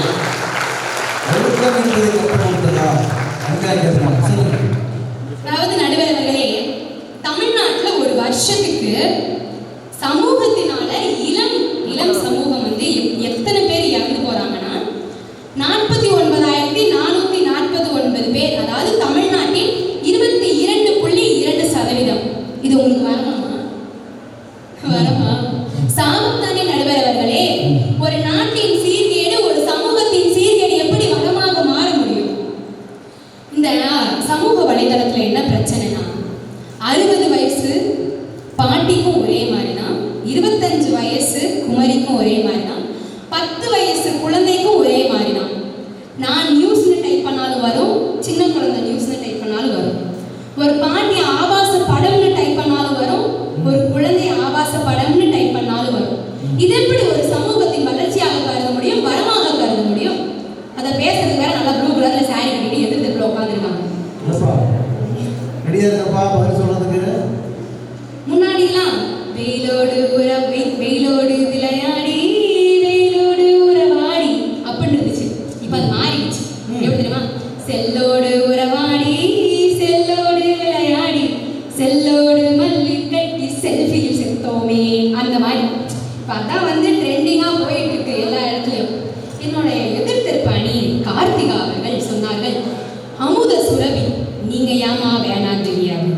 அமுத சுரபி தான் 17 வயசு ஒரு இளம் பெண்ணை கொண்டிருக்குமா. அதுவும் சாதாரணமா அல்ல. அவருடைய மானத்துக்கும் சரி, அவருடைய ஒழுக்கத்துக்கும் சரி இழுக்கு அவருடைய குடும்பமே நாளைக்கு வெளியில தலகாட்ட முடியாத அளவுக்கு பிரச்சனையை ஏற்படுத்தி விட்டுட்டு அவ செத்துட்டா, அவளதான் முடிஞ்சு போச்சு. இந்த இழுக்கு நாளைக்கு போகுமா? எப்படி போகும்? பதில் சொல்லுங்க, கேட்கறேன்ல. அடுத்து பதில் வருது, ரெடியாக இருக்காங்க. நீங்கள் வந்து சொன்னீங்க ஒரு அவசரம்னாலும் நாங்கள் ஃபோனில் தான் தெரிவிக்கிறோம், எனக்கு அந்த கல்யாணத்தில் விருப்பம் இல்லை அப்படின்னு. நோக்கியா ஃபோன்லேயே பட்டன் இருக்கு, மறந்துட்டீங்களா? இல்லைங்க நீங்கள் சரி. இப்போ வந்து மதர் தெரசாவோட இன்னொரு பேர் யாருக்காவது தெரியுமா? எங்களுக்கு தெரியும், எங்களோட கூகுளில் போட்டால் டக்குன்னு ஆன்சர் வர அப்படின்னீங்க. புத்தகத்திலையும் அதே பதில்கள் இருக்கிறது, மறந்து விடாதீர்கள். நடுவர் அவர்களே, ஆசை வார்த்தைகளே ஆன்லைனில் இது மாதிரி பேசுகிறாங்கன்னு தெரியறது வந்து சாபம். எல்லாத்துக்குமே தெரியும் நம்ம வந்து சேஃப்டியாக இருக்கணும் அப்படின்னு சொல்லிட்டு. ஆனால் அந்த ஆசை வார்த்தைகளை நம்மள்கிட்ட பேசி மயக்கிறாங்கன்னு தெரிஞ்சும் அதை பற்றின ஒரு விழிப்புணர்வு இல்லையே அப்படின்னு நினைக்கும் போது இது வந்து ரொம்ப கொடூரமான விஷயம். இன்னொன்று சொன்னாங்க, எங்களுக்கு சேஃப்டி ஆன்லைனில் சேஃப்டி இருக்குது, ஆன்லைன் வந்து சேஃப்டி, நாங்கள் டக்குனா போலீஸ் கடகடன்னு வந்துடுவாங்க அப்படின்னு சொல்லிட்டு. இங்கே எத்தனை பேர் அந்த மாதிரியான பாதுகாப்பு வலைதளங்கள் பயன்படுத்துறீங்க? 2 பேர். ஒரு சமூகத்தில் 100% பெண்கள் இருக்கும் நிலையில் வெறும் 20 பெண்கள் வெற்றி பெறுவதோ நன்மை பெறுவதோ எப்படி வரமாக கருத முடியும், எப்படி வளர்ச்சியாக கருத முடியும்? மீதி இருக்க 80% பெண்கள் தானே நாட்டுக்கு ரொம்ப முக்கியம். ஒரு சமூகத்தின் 100% பெண்களும் வளர்ச்சி அடைவதே வளர்ச்சி வரம். இது சாபம் தானே நடுவர் அவர்களை கூற வேண்டும். எனக்கு வந்து இப்போ ஒரு 2 வாரத்துக்கு முன்னாடி NSS கேம்ப் போயிட்டு வந்தேன். அங்கே வந்து என்ன சொன்னால், முதல் நாள் அந்த கேம்போட தீம் என்னன்னா, மீண்டும் மஞ்சப்பை பிளாஸ்டிக்ஸ் வந்து யூஸ் பண்ணக்கூடாது அப்படின்னு சொல்லிட்டாங்க. எனக்கு என்ன சொன்னிச்சுன்னா, நம்ம ஏன் பிளாஸ்டிக் யூஸ் பண்ணக்கூடாதுன்னு சொல்கிறாங்க, உற்பத்தி பெற்ற கம்பெனியை மூடிட்டா நம்ம எப்படி யூஸ் பண்ணுவோம் அப்படின்னு சொல்லிச்சு. நான் அதை போய் அவர்கிட்ட கேட்டு பாடிக்கிட்ட சார் இப்படி இருக்கு, இது மாதிரி செஞ்சால் நம்ம ஏன் சார் யூஸ் பண்ண போகிறோம் அப்படின்னு. நீ நாளைக்கு வாமா நான் பதில் சொல்கிறேன் அப்படின்னு போயிட்டார். அடுத்த நாள் மீட்டிங் நடந்துச்சு. பிள்ளைங்க எல்லாம் அங்கே பேசிகிட்டு இருக்காங்க. இது பாட்டுக்கு குனிஞ்சு செல்லு நோண்டிக்கிட்டே இருக்கவும், நான் நாளையிலேருந்து யாரும் செல் எடுக்க வேணாம், உங்களுக்கு ஏதாவது அவசரம்னா உங்களோட பிஓட ஃபோனை வாங்கி ஃபோன் பண்ணிக்கங்க அப்படின்னு சொல்லிட்டாங்க. அடுத்த நாள் பார்த்தா எல்லா பையன்களும் கதறாங்க, என்னால் ஃபோன் இல்லாமல் இருக்க முடியாது, எங்கள் அம்மா கிட்ட பேசமா இருக்க முடியாது அப்படின்னு சொல்லி. இதை எங்கள் அம்மா கிட்ட தான் பேசுறது தான் ஃபோன் யூஸ் பண்ணுற மாதிரியும் அதை இவங்க தடுத்துட்ட மாதிரியும். அப்போ நான் போய் கேட்டேன், இந்த மாதிரி சமூக வலைதளங்கள்லாம் வந்து பெண்களுக்கு ஆபத்துன்னு சொல்கிறீங்கல்ல, அதை நீங்கள் வந்து ஒரு சேஃப் ஜோன் போட்டு வைக்கலாம்ல, ஏன் பிள்ளைங்களை யூஸ் பண்ண வேணாம்னு சொல்கிறீங்க அப்படின்னு சொல்லி கேட்டதுக்கு ரொம்ப அழகான பதில் சொன்னார். உனக்கு வந்து அரளி விதை தெரியுமாமா அப்படின்ட்டு. எனக்கு பொசுக்கு ஐயோ போச்சு, என்ன நான் அரளி விதை சொல்லிட்டாரு, நம்ம அவ்வளோ பெரிய கேள்வியாக கேட்டோம் அப்படின்னு ஆயிடுச்சு. அதுக்கப்புறம் சொன்னார், தெரியுமா? தெரியுங்கய்யா, எங்கள் வீட்டுக்கு பக்கத்து வீட்டோட வரப்பில் வந்து நட்டு வச்சுருக்காங்க, யாரும் உள்ளே போகக்கூடாது அப்படின்னு சொல்லிட்டு. ஏன்னா அரளி விதையோட அந்த செடியோட கம்பு வந்து அந்த தண்டு வந்து ரொம்ப ஸ்ட்ராங்காக இருக்கும், அதனால் நட்டு வச்சுருக்காங்க ஐயா அப்படின்னு சொல்லி சொன்னேன். அதுவும் காய் தானே, ஏன்ப்பா சாப்பாடுக்கு யூஸ் பண்ணலன்னு கேட்டார். ஐயோ அது சாப்பிட்டா செத்து போயிடுவேன் தெரியுதுல்ல. இப்போ அதே மாதிரி சமூக வலைதளத்தில் எந்த இடத்துக்கு போனால் நம்மளுக்கு தீங்குன்னு தெரியுதுல்ல, அப்புறம் ஏன் பயன்படுத்திங்க அப்படின்னு கேட்டார். நான் எங்கே மூஞ்சி வச்சுக்கிறதுல கிடுகிடுன்னு வந்துட்டேன். இப்போ என்னன்னா, என்னோட எதிர்த்திருப்பேன் என்ன சொன்னாங்க, ஏமா ரோஜா செடியில் இருக்க 2 முள்ளு தெரியும், ரோஜா பாருங்க, ரோசாவை பாருங்க மாதிரி, அதை பிடுங்கும் போது முள்ளு குத்துமே, அது தெரியாத அவங்களுக்கு. இதெல்லாம் இப்போ வந்து ட்ரெண்டிங் ஆகிடுச்சு, நாங்கள் எப்படி வேணாலும் சொல்லிக்கலாம். அந்த மாதிரி ஒன்றும் இல்லாமல் நான் பார்த்து பொறுமையாக நீயே முள்ள கை வைக்கிறீங்க, நீ ரோஜாவை அழகாக கை வைக்கிறீங்க. இல்லைங்கய்யா, எப்படி படித்தாலும் முள்ளு குத்தும், புரியுதா? முன்னெல்லாம் தன்னுடைய காதலனுக்கு வந்து அழகா படம், வேற எதுவும் தேவையில்லை நீ மட்டும் போதும். இப்போதான் செல்லுக்கு மாறிடுச்சுன்னா, வேற எதுவும் தேவையில்லை ஃபோன் மட்டும் போதும், கண்ணில் வச்சு பார்த்து பேன் ஆயா செத்தாலும், அந்த மாதிரி. இப்போதான் என்ன ஃபங்க்ஷன் நடந்தாலும் அப்படின்ற மாதிரி தான் இருக்கு. இப்போ எந்த வகையில இளம் பெண்களுக்கு சமூக வலைதளங்கள் ஒரு நல்ல பாங்க அமையுதுன்னு வரமே பேசுறீங்களே, அதுல இருக்கக்கூடிய இத்தனை சாபம் உங்களுக்கு தெரியலையா, உங்க கண்ணுக்கு தெரியலையா? இப்ப என்னன்னா, நம்ம எப்படி பயன்படுத்துறதுல தான் இருக்கு அப்படின்னு சொல்லுவாங்க. எனக்கு தெரியும், அடுத்து எதிர்த்து வருவாங்க, நீ ஏமா கெட்டதை பயன்படுத்துற, நல்லதை பயன்படுத்தலாமே. முன்னாடியெல்லாம் சமூக வலைதளத்துக்குள்ள யூடியூப்குள்ளேயோ இதுக்குள்ளேயோ போனோன்னா நம்ம எதை அதிகமாக பார்க்குறோமோ அது முன்னாடி வரும், ட்ரெண்டிங்காக இருக்கிறதெல்லாம் கீழே வரும். இப்போ உள்ள போனால் எது ட்ரெண்டிங்காக இருக்குதோ அது மேலே வருது, எது வந்து நம்ம பார்க்குறோமோ அது கீழே வருது. படிக்கலான்னு உள்ளே போனால் பார்த்துக்கலாம், படிச்சுக்கலாம், இங்கே தானே இருக்கு, எங்கே போயிட போகுது அப்படின்ற மாதிரி ஆயிடுச்சு. பார்க்குற 10 வீடியோவில் 8 வீடியோ ஏதோ பொழுதுபோக்கு வீடியோ, மீதி இருக்கிற 2 மட்டும்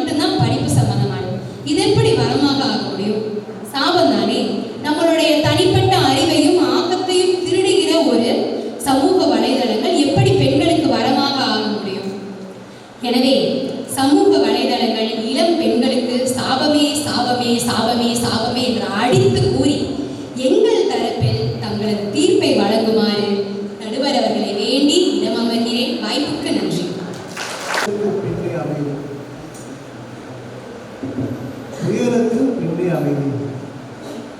மைக்கில் கொஞ்சம் சவுண்ட்.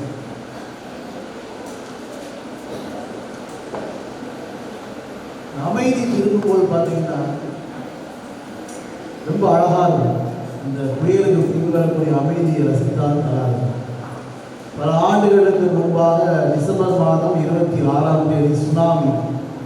அன்றைக்கி நாங்கள் வேளாங்கண்ணி இருக்கிறோம்.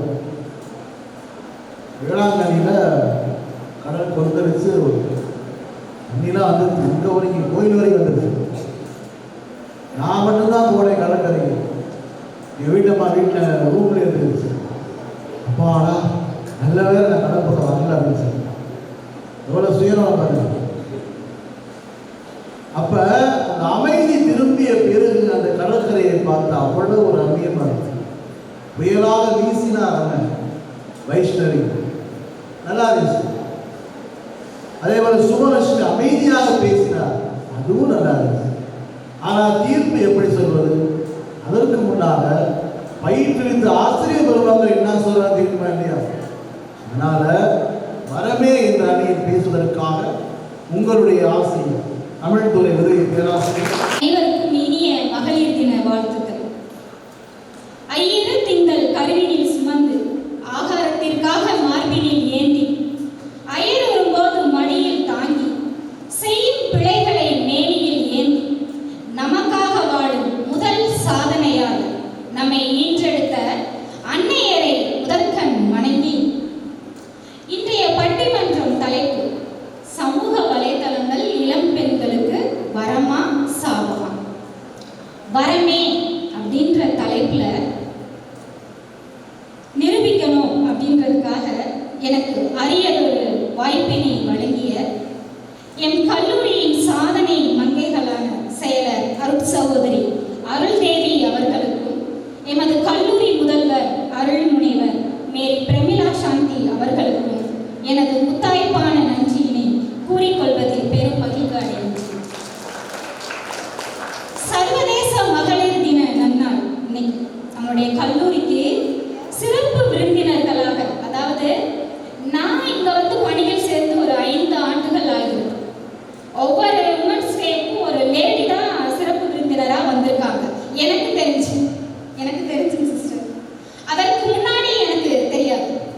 ஆனால் முதல் முறையாக இந்த மகளிர் தின விழாவுக்கு சிறப்பு விருந்தினராக ஒரு ஆண் வந்திருக்கிறார். அது கோடை பண்பலையிலிருந்து வந்திருக்கிறார். ரொம்ப நன்றிமா.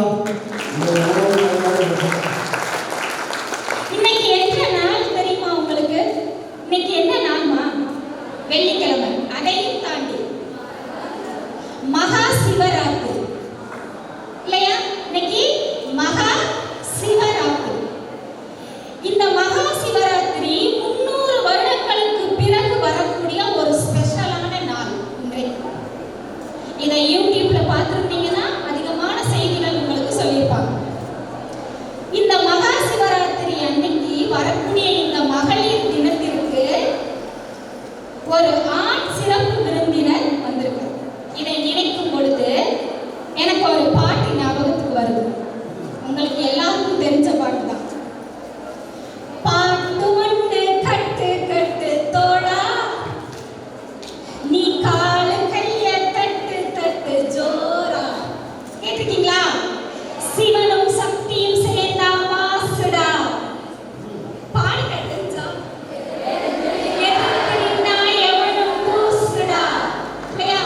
அப்ப சிவனும் சக்தியும் சேர்ந்த இந்த மகளிர் தினத்துல நமக்கு ஒரு பட்டிமன்றத்தை ஏற்பாடு பண்ணின நம்ம கல்லூரிக்கு நான் நன்றி கடன் பண்றேன்.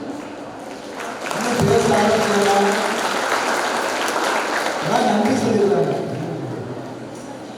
என்னுடைய கருத்துக்கு நான் அப்புறம் வரேன். எதிர் அணியில பேசினாங்க, காலையில எந்திரிச்சோடனே விளக்கமாறு எடுத்து கோலம் போடுறது. ஏமா திரும்ப விளக்கமாக ஞாபகம்? காலையில எந்திரிச்சோன்னா மொபைல் நம்ம எடுத்து நம்மளுடைய ஃப்ரெண்டுக்கு யார் பிறந்த நாள் இன்னைக்கு ஒரு வாழ்த்து போடுறோம். அந்த வாழ்த்து போட்டா வைவீங்களா? அது ஒரு சாபமா? நல்லதாங்கம்மா. காலையில எந்திரிச்சு ஒரு குட் மார்னிங் போடுறோம், அது ஒரு குற்றமா? கேளுங்கம்மா. காலையில எந்திரிச்சு நம்ம உறவுகளை தேடுறோம்ப்பா, அது உங்களுக்கு உருகுதா?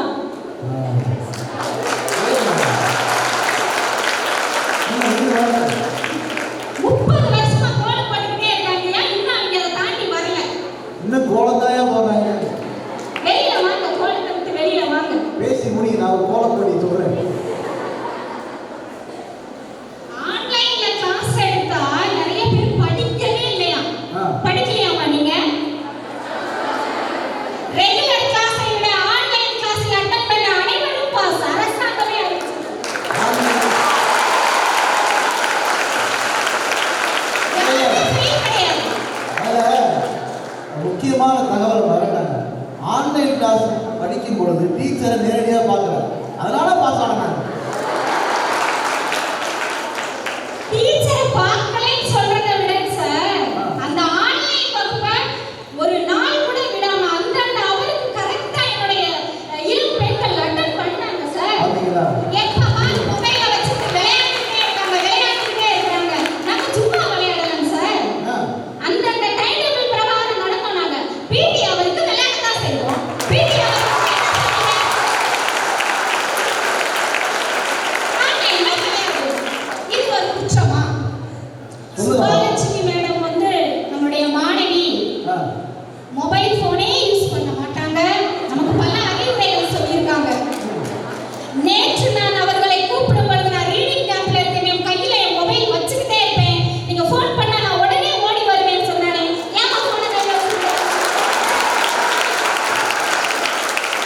யூஸ் பண்ணாத பொண்ணு மேம், நீங்க டைம் சொல்லுங்க, அந்த டைத்துக்கு நான் வந்துடுறேன் அப்படின்னு நீங்க சொல்லியிருக்கலாமே, ஏன் சொல்லல? பேச்சு போட்டீங்க சார். இலக்கியக்களம் சார்பா அவங்களை கூட்டிட்டு போனேன். சூப்பரா பேசுவாங்க அவங்க. அப்படியா? சுபாலட்சுமி சூப்பரா நல்லா பேசுனாங்க. மேம் செல் எடுத்துட்டீங்களா? ஆன் பண்ணிட்டீங்களா?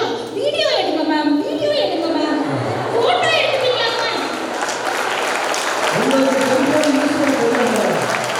தெரியாம இன்னைக்கு அவர்கள் வந்து சொல்றாங்க இது சாபம்னு. அட இரியா எடுக்கிறே அப்படின்னு மேம் சீக்கிரம் எடுங்க, நான் பேச போறேன். என்ன பாடா கொடுத்தாங்க அவங்க? இன்னைக்கு வந்து சாபம்னு நீ சொல்றாங்க. எடுத்து கொடுத்து நான் ஷேர் பண்ணணும், உடனே எடுங்க. தானே? ஆமா. என்எஸ்எஸ் கேம்ப்லாம் சொன்னாங்க. நம்ம எதிர் அணியில வந்து சுகன்யா வினர்ஸ் மேடம் வந்து உட்காந்துருக்காங்க. என்எஸ்எஸ் கேம்ப் 4 நாளைக்கு முன்னாடி அவங்க நம்பர் வச்சிருக்கவங்களாம் நீங்க போட்டு பார்த்திருந்தா தெரியும். ஒரு ஸ்டேட்டஸ் போட்டிருந்தா மரம் நடுற மாதிரி சுத்தி நான் அந்த ஜென்ஸ் பெரிய பெரிய அதிகாரிகள் எதுக்கு அந்த ஸ்டேட்டஸை போடணும்? மரம் நட்டு உட்காந்து போய்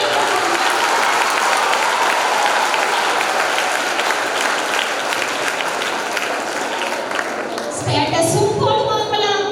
அந்த ஸ்டேட்டஸை போட்டு அவன் 8000 ஃபாலோவர்ஸ் வச்சிருக்கியா, 10,000 ஃபேஸ்புக் லிங்க் வச்சிருக்கியா, இதெல்லாம் செய்வாங்களா? ஆனா இங்க வந்து அது சாபம்னு பேசுவாங்க.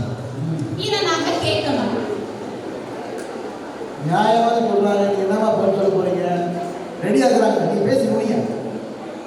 சுபா மாணவி சொன்னாங்க 22.5% மாணவிகள் வந்து இன்னைக்கு இந்த ஆன்லைன் செல்போன் யூஸ் பண்றதுனால அவங்க வந்து இறப்புக்குள்ளாகிறாங்க. மீதி 78% மாணவிகள் வந்து சாதிக்கலையா? இதான் எழுதுறாங்க. அவங்க 78% உயிரோட இருக்கிறாங்கல்ல, பாதிப்பு கம்மி தானே? பாதிப்பு கம்மி தான், ஆனா பாதிப்பு இருக்கு. சொல்லுங்க. அதுக்கப்புறம் நம்மளுடைய தலைப்புக்கு வரலாம். நம்ம சுகன்யா மேடம் வந்து அவங்க ஹஸ்பண்ட் கால் பண்றாங்க. அவர் பாவம் வெளியூர்ல வேலை செய்யறாரு. என் செல்போனே யூஸ் பண்ண மாட்டாங்க. சாபத்துல வந்து உட்கார்ந்துருக்காங்க அவங்க. இவங்க ஃபோன் பண்ணனா ரிங்டோன், மாமா நீங்க எங்க இருக்கீங்க?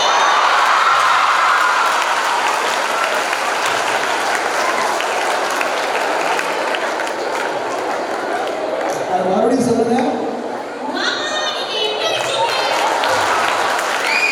அவர் பாவம் கோயம்புத்தூர்ல இருக்காரு. இல்ல, தொல்லை இல்ல, அது பதில் கிடையாது. மாமா நீ எங்க இருக்கீங்கன்னா நீ இல்லாம நான் நிம்மதியா இருக்கேன்னு திருப்பி சொல்லுங்க. அங்க இருந்து அவங்க ஹஸ்பண்ட் கால் பண்றாங்க சார். நான் 2 நாள் இந்த பட்டிமன்றத்துல கூட இருக்கணும்னு தெரியுது. இவங்க சாமம் சொல்றாங்களே, ஒண்ணுமே செல்போனே நீங்க யூஸ் பண்ணலையா அப்படின்னு எனக்கு ஒரு டவுட். ஃபோன் வருதுங்க சார். ஆ, என் போலே யாருக்கும் கணவன் வாய்க்காது, சரி. ஈரேழு ஜென்மம் உறவு நீங்காது. இந்த பாட்டு தேவையா? இந்த பாட்டு அவங்களுக்கு தேவைதான், எங்களுக்கு தேவையில்லை.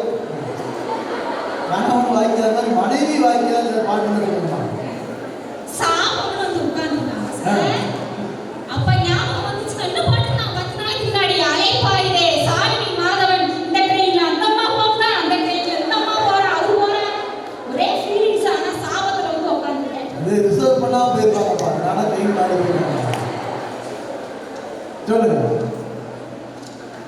இன்னும் பேப்பர் இருக்கு. பெரும் போற்றுதலுக்கும் பாராட்டுதலுக்கும் உரிய நடுவர் அவர்களே, நாம ஆரம்பிக்கிறாங்க. தெரிஞ்சுங்க, நீங்க தெரிஞ்சுக்கிறாரு. நல்ல வேளை கையில நீங்க ஒரு சொம்ப வச்சுக்காம ஸ்மார்ட் போனை வைத்துக் கொண்டு நடுவராக நீங்க வந்திருப்பீங்க.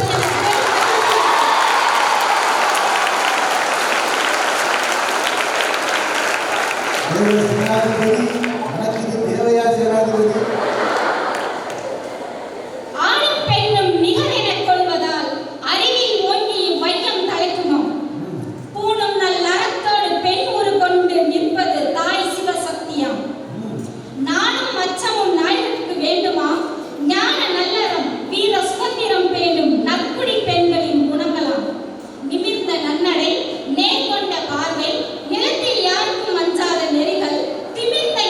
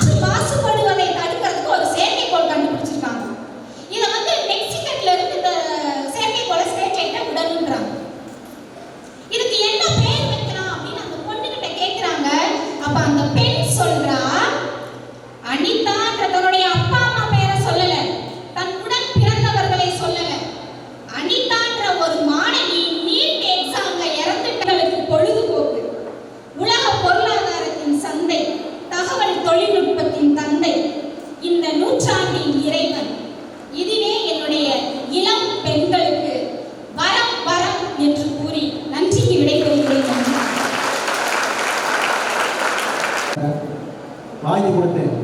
50 கிலோ 60 கிலோ ஆச்சு. அடுத்து கொஞ்ச நாள் ஆச்சு, அதே டிவியில் கிரைண்டரை பார்த்தாச்சு.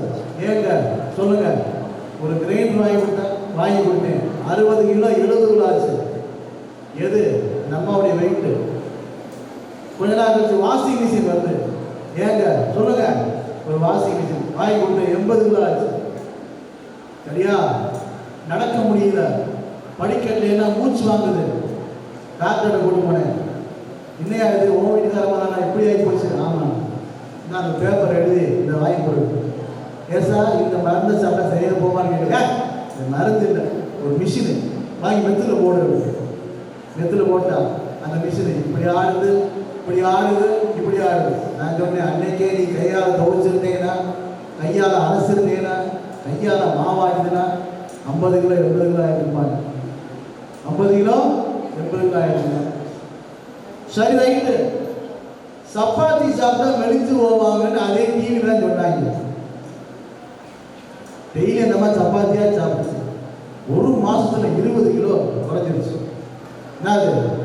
சப்பாத்தி மாவு. இது வரமா இல்ல சாபமா? நீங்களே சொல்லுங்க. படித்த பெண்களுக்கு வரம் சமூக வலைதளங்கள் சொன்னாங்க. முக்கியமாக பாரதியார் புதுமை பெண்ணை உருவாக்குவதற்கு அவர் எங்க இருந்து எழுதினாரு புதுமை பெண்ணை தெரியுமா அவருக்கு? தமிழ் துறை பேராசிரியர் தெரியுமா? புதுமை பெண்ணை எழுதுவதற்கு பாரதியாருக்கு எது உற்சாகம் ஊட்டியது, எது தூண்டுகோலா இருந்துச்சு? ட்ரெயின்ல பாரதியார் புதுமையை நோக்கி போயிட்டு இருக்காரு. ஏற்ற மாதிரி ஒரு கணவன் மனைவி இருக்காங்க. கணவன் உட்காந்துருக்கும்போது மனைவி தலையை குனிச்சு உட்காந்துருக்காங்க. அந்த மனைவி தலையை நிமிரவே இல்லை. ஒரு ஸ்டேஷன்ல வண்டி நிற்கிறது, கணவன் இறங்கி போயிடாரு. அந்த மனைவி நிமிர்ந்து பார்த்து பாரதியார் பேசுறாங்க. தான் குடும்ப வாழ்க்கையில் எவ்வளவு கஷ்டப்படுறேன்னு சொல்லி பேசுகிறாங்க. பேசிட்டு போது அந்த கணவன் உள்ள வந்தது, அப்படியே திரும்ப அந்த அம்மா தலையை குனிஞ்சிருது. இப்படிமா நடந்துட்டு இதை போய் வீட்டில் தன்னுடைய மனைவியையும் தன்னுடைய மனைவியோடைய சகோதரியும் பாரதியார் பேசுறாரு. அந்த அம்மா ஏன் புருஷருக்கு போது என்ன பேசுறாங்க? அப்பதான் அந்த அம்மா சொன்னாங்க, அடிமைகள் பேசுவது இல்லை அப்படின்னாங்க. இன்னைக்கு அடிமைத்தனத்திலிருந்து மிகப்பெரிய உயரத்துக்கு பெண்கள் வந்திருக்கிறார்கள் என்றால் சமூக வலைதள வரம்தானே. அருமையா வாதிட்டாங்க. இல்லை, சாபம் தான் என்று சொல்வதற்காக வேதியியல் துறை உதவி பேராசிரியர் சுகன்யா விகாசி அவர்களை நான் அன்போடு அழைக்கிறேன். உங்களுடைய வரவேற்பு. கருப்பட்டி இனிப்பே, விண்ணை இழந்த என் அன்னை தமிழே, உன்னை வாழ்த்தி தொடங்குகிறேன். தமிழுக்கு முதல் வணக்கம், அவைக்கு மறுவணக்கம். நடுவர் அவர்களே, தலைப்பு என்ன? இப்படாப்பா பட்டிமன்றம் ஆரம்பிக்குது. தலைப்பு என்ன? எனக்கு ஒண்ணுமே புரியல. சமூக வலைத்தளங்கள் இளம்பெண்களுக்கு வரமா சாபமா? இது உங்களுக்கு என்ன டவுட்? நான் கேட்கிறேன். ஒவ்வொரு வினைக்கும் ஒரு எதிர்வினை உண்டு. ஒத்துக்கிறீங்களா இல்லையா? நியூட்டன். ஒத்துக்கிறீங்களா இல்லையா? இருக்கு, ஒத்துக்கிறேன். இப்போ இந்த காலகட்டத்துல சாபம் 50% இவங்க 100% இவங்க சொல்றாங்க. ஆனா ஒவ்வொரு வினைக்கு எதிர்வினைக்கும் போது சாபம் 50% வரம் 50%, சாபம் 50%. ஒத்துக்கிறீங்களா இல்லையா? உண்மை. ஆனா நான் சொல்றேன் சாபம் 100% நான் சொல்றேன். அப்ப நியூட்டன் சரியில்லை. அந்த காலத்துல நடுவர் அவர்களே, அம்மா வந்துட்டு குழந்தைகளை எழுப்பிடுவாங்க. ஆமாவா? அவங்க தான் உங்களை எழுப்பிடுவாங்க. வேற யாரும் எழுப்பிடுவாங்களா? அதாவது உங்களோட முன்னோர்கள் காலத்துல நான் கேட்கிறேன். இந்த காலத்துல வந்துட்டு அலாரம் கிளாக் அப்படின்னு ஒரு ஆப் வந்துச்சு நடுவர்களே. ஓ அப்படியா? ஆமா. அந்த ஆப்ல நம்ம எந்திரிக்கிற நேரம் ஒண்ணா வச்சிருக்கோம். அதாவது 6 மணிக்கு வச்சிருக்கோம்னு வச்சுக்கோங்களேன். அலாரம் அடிக்கும், 6 மணிக்கு அடிக்கும். நம்ம என்ன பண்ணுவோம்? அதை ஸ்னோஸ்ல போட்டு தூக்கி ஸ்னோஸ் அதுல ஒன்று இருக்கிறவர்களே, அது போட்டோம்னா ஒரு 5 நிமிஷம் கழிச்சு 10 நிமிஷம் கழிச்சு அலாரம் திருப்பி அடிக்கும். அப்புறம் 6:05 கிடைக்கும், 6:10 கிடைக்கும், 6:50 கிடைக்கும், 7:30 கிடைக்கும், 8 மணிக்கு கிடைக்கும். நம்ம ஆனா 8:30 தான் எழுந்திருப்போம். நம்ம ஆனா நினைச்சு ஊர் செலவே எழுந்திருப்பாங்க. நல்லா இருக்கு. இது எப்படி நடந்ததுல வரமா அமையும்? இந்த இருந்து போகும்போது அந்த ஆப்பை டவுன்லோட் பண்ணிருக்கேன். வீட்டுக்காரங்க தூங்கினா எந்திரிக்கவே மாட்டேங்குது. அந்த காலத்துல எல்லாம் நடைபயிற்சி எதுக்கு போவாங்க அப்படின்னா, ஒண்ணு உடம்பு குறைக்கிறதுக்கு போவாங்க. செகண்ட் வந்து என்ன பண்ணுவாங்கன்னா, சரி 4 பேர்த்த பார்க்கலாம், 4 விஷயங்களை கத்துக்கலாம் அப்படின்னு சொல்லிட்டு போவாங்க. ஆனா இந்த காலத்துல ஒரு ஆப் ஸ்டெப் கவுண்டர் அப்படின்னு ஒரு ஆப் வந்துருக்கு. நம்ம எவ்வளவு நேரம் நடக்கிறோம் அப்படிங்கறத வந்து கால்குலேட் பண்ற ஒரு ஆப். இதுக்கு பேர் வந்துட்டு ஒரு வாக்கிங் நடக்கிறது. வாக்கிங் போகிறது ஸ்டெப் கவுண்டர் நல்லது தானே. நம்ம ஒரு நாளைக்கு 10,000 ஸ்டெப் நடக்கணும்னு இருக்கு. அது எண்ணிக்கலாம்ல. எப்படி போனை பார்த்துக்கிட்டே போய் எங்கேயாவது போய் இடிக்கிறதா? எடுத்த மாதிரி எது வந்தாலும் மோத வேண்டியது. அப்புறமேட்டு என்னன்னா, ஏதோ நமக்கு ஒரு ஒரு குடும்ப கஷ்டம் அப்படின்னா, ஒரு ஃபினான்ஷியலா நம்ம சஃபர் ஆகிறோம் அப்படின்னா ஒரு 5-10 தேவை. அப்படின்னு என்ன பண்ணுவோம் நம்ம அந்த காலத்துல எல்லாம் போய் பக்கத்து வீட்டுல போயோ இல்லை அத்தை வீட்லயோ மாமா வீட்லயோ யாரோ ஒரு வீட்டுல போய் என்ன பண்ணுவோம்னா, அண்டி நல்லா இருக்கீங்களா, அண்ணன் நல்லா இருக்காரா, பிள்ளை நல்லா இருக்கா, யாரும் நல்லா இருக்கீங்களா, என்ன சமைச்சிங்க வச்சிங்க செஞ்சீங்க 1008 குடும்ப கதைகள் பேசிட்டு அதுக்கப்புறமேட்டு அண்ணி எனக்கு ஒரு ரூபாய் தரீங்களா, ஒரு 500 ரூபாய் தரீங்களா, நான் அண்ணன் வந்து நாளைக்கு கொடுத்துறேனே அப்படின்னு சொல்லிட்டு அப்புறமேட்டு காசு வாங்கிட்டு வருவாங்க. இது எப்படி இருக்கு? அதாவது அப்படி அவங்க பேசும்போது அவங்களோட பாண்டிங் வந்து எப்படி இருக்கும் அப்படின்னா அந்த ஒரு உறவு வந்து மேம்படும். ஆனா இப்ப அக்கா ஒரு 500 ரூபாய் கொடுத்துறீங்களா, அண்ணி ஒரு 500 ரூபாய் கொடுத்துறீங்களா, இப்படி இருக்கும்போது எப்படி நடக்கிறவர்களை வந்து நம்ம ஜிபே ஃபோன்பே இருக்கும்போது நமக்கு எதுக்கு அங்கேயே போய் பார்க்கணும்? ஜிபே ஆப், பேடிஎம் ஆப் இப்படிலாம் இருக்கும்போது எப்படி நடக்கிறது? நமக்கு வந்து குடும்பம் வந்து உறவு வலுப்படும்.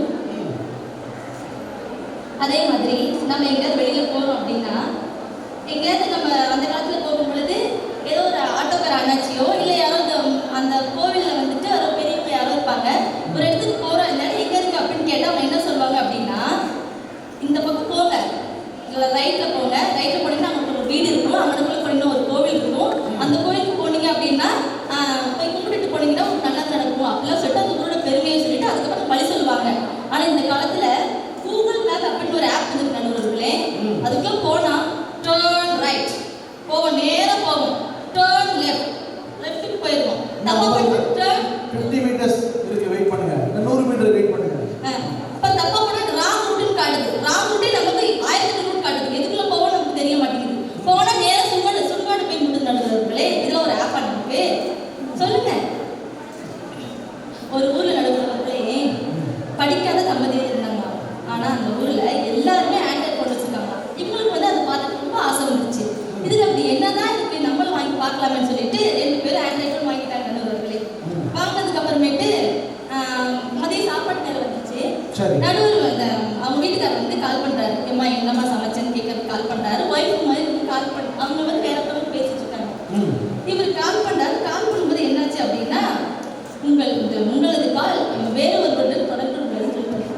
இவர் படிக்காதவர், என்னடா இப்படி ஒரு போன் வாங்கி இப்படி ஒன்று வந்துருச்சு அப்படின்னு அங்கேயே சொல்லி முடிச்சு 2 பேத்துக்கும், நீ யார் கூட தொடர்பு இருக்குன்னு சொல்லிட்டு எதுக்கு அது நான் கேட்கிறேன். நான் இது நமக்கு தேவையா? இது நமக்கு சமுதாயத்துக்கு வந்து நல்லதா? நீங்க சொல்லுங்க சாபம் தானே. இதுல சில பேர் தொடர்பு இன்னைக்கு வெளியே வேற போய்வாங்க. இதுதான் சிக்கலாக. நடுவர் அவர்களே, எனது எதிரணி பேராசிரியர் சொன்னாங்க, போன நாங்கள் போடலை, காலையில் நாங்கள் வந்து வாட்ஸ்அப்பில் நாங்கள் வந்து மெசேஜ் பண்ணுறது வந்து குடும்ப உறவு வளப்படுத்துறதுன்னு சொன்னாங்க. நீங்கள் ஸ்டேட்டஸ் போடுங்க, மெசேஜ் போடுங்க, காலையில் எந்திரிச்சு ஒரு காப்பி தண்ணியை போட்டு ஒரு சமைச்சிட்டு போடுங்களே. காப்பி தண்ணி போறது யூடியூப் பார்த்தா போடுறாங்க. காலையில் எந்திரிக்கிற நடுவர்களே, மூஞ்சி முகரை கழுவுறாங்களோ இல்லையோ, நேரம் ஒரு ஃபவுண்டேஷன் போட்டுக்கிறது, ஒரு பவுடர் போட்டுக்கிறது, ஒரு ரீல்ஸ் போட்டுக்கிறது, அந்த கப்பில் டீ இருக்கும் இல்லையா, இன்ஸ்டாகிராம் ஒரு ரீல்ஸ் போட்டுறது, பிள்ளை எந்திரிச்சிச்சா, சாப்பிட்டுச்சா, குளிச்சிச்சா, எதுவுமே பார்க்கறது இல்லை. இது வந்து குடும்பத்தை வந்து எப்படி வலுப்படுத்த நீங்க நினைக்கிறீங்க? இது சமுதாயத்துக்கு சாபம் தானே. சமுதாயத்துக்கு சாபம் தானே. அதே மாதிரி ஆன்லைன் கிளாஸ் வந்து எத்தனை பேர் அட்டெண்ட் பண்ணியிருக்காங்க எனக்கு தெரியாது. ஆனா அத்தனை பேர் பாஸ் ஆனது யாருனால? கவர்மெண்டால. இவங்களே சொல்லிட்டாங்க. அப்படிங்கும்போது வந்து பிள்ளைங்க வந்து ஆன்லைன் கிளாஸ் அட்டெண்ட் பண்ணி அதே நம்ம வேல்யூ பண்ணுறது எத்தனை பேர் பாஸ் ஆகிருந்துருப்பீங்க சொல்லுங்க பார்க்கலாம். சொல்லுங்கயா. இங்கிட்டு நீங்க வந்துட்டு கிளாஸ் அட்டெண்ட் பண்ணிட்டு அங்க நீங்க என்ன பண்ணீங்க யாருக்கு தெரிய போகுது? எத்தனை பேர் உண்மையாக கவனிச்சிருப்பீங்க சொல்லுங்க பார்க்கலாம். யாருக்கு கைதுக்குள்ள பாருங்க. இதுல இருந்தே தெரியுது சமூக வலைத்தளங்கள் நமக்கு வந்துட்டு ஒரு சாபம் சொல்லிட்டு கவனிச்சிருந்தீங்க அப்படின்னா அதுல நிறைய பேர் வந்து நிறைய லேர்ன் பண்ணியிருந்திருப்பீங்க. இன்னும் அடுத்தடுத்த கோர்ஸ் பண்ணலாம்னு நீங்க நினைச்சிருப்பீங்க. அப்படித்தானே?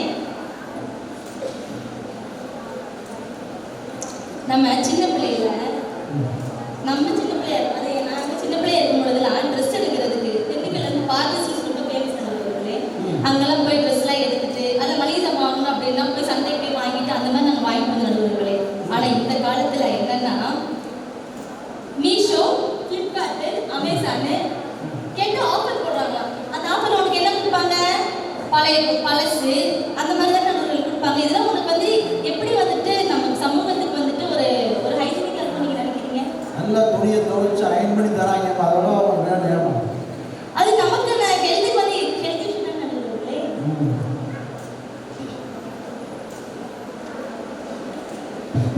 மனதில் உறுதி வேண்டும், வார்த்தையிலே தெளிவும் வேண்டும், உணர்ச்சி என்பது வேண்டும் வேண்டும், ஒளிபடைத்த பார்வை வேண்டும், ஞான தீபம் ஏற்ற வேண்டும், மனதில் உறுதி வேண்டும். நடுவர் அவர்களே, இந்த பாட்டை யார் எழுதுனதுன்னா மகாகவி பாரதியார் எழுதினார். எதுக்காக எழுதினார் அப்படின்னா, பெண்கள் வந்து நாட்டில் முன்னேறணும்னு தான் எழுதினார். ஆனா இந்த காலத்து பெண்கள் என்ன பண்றாங்க அப்படின்னா, சமூக வலைதளத்துக்குள்ள முடங்கி போயிருக்காங்க நடுவர்களே. அப்படி இருக்கும்போது பெண்கள் எப்படி வந்து ஹைஜீனிக்கா முன்னேறாங்கன்னு நீங்க சொல்லுவீங்க? சொல்லுங்க பார்க்கலாம். எத்தனை பெண்களோட வாழ்க்கையில வந்து இன்ஸ்டாகிராம், டிக்டாக்லாம் போய் எத்தனை பெண்களோட வாழ்க்கை சீரழிஞ்சிருக்கு நீங்க சொல்லுங்க பார்க்கலாம். சொல்லுங்க, எத்தனை பெண்கள் வந்து தற்கொலை பண்ணியிருக்காங்க சொல்லுங்க. இதான் நமக்கு கிடைச்ச சாப்பிட நடுவர்களே. சரி, முடிச்சுக்கலாமா? கடைசியா ஒன்னே ஒன்று சொல்லி நான் முடிச்சுக்கிறேன். ஒரு காலத்துல ஆன்லைன் இல்ல, ஆனா ஆண்களுக்கு வந்து வீரம் இருந்தது. ஃபேஸ்புக் இல்ல, ஆனா ஃபேஸ் டு ஃபேஸ் பேசுற அந்த ஒரு பழக்கம் இருந்தது. வாட்ஸ்அப் இல்ல, ஆனா ஏன் எதுக்கு ஏன் இப்படி இருக்க அந்த மாதிரி கேட்கக்கூடிய அந்த ஒரு கான்வர்சேஷன் இருந்தது. ஆனா இந்த காலத்துல வந்துட்டு பெண்கள் வந்து சுதந்திரங்கிற பேர்ல வந்துட்டு சீரழிச்சு தான் போய்கிட்டு இருக்காங்க நண்பர்களே. எனவே சமூக வலைத்தளம் இளம் பெண்களுக்கு சாபமே சாபமே என்று கூறி எனக்கு வாய்ப்பளித்த எமது கல்லூரி செயலர் அவர்களுக்கும் முதல்வர் அவர்களுக்கும் நன்றி. நிறைய கருத்துக்களை சொன்னாங்க. Slow and steady wins the ரேஸ்ங்கிற மாதிரி மெதுவாக விவேகமாக அருமையாக சொன்னாங்க. 2 பேராசிரியர் பெருமக்களுக்கு மீண்டுமாக ஒருவரை கரவொலி நம்ம இப்போ ஒரு முடிவுக்கு வரலாம், சீக்கிரமாக முடிச்சுக்கலாம்.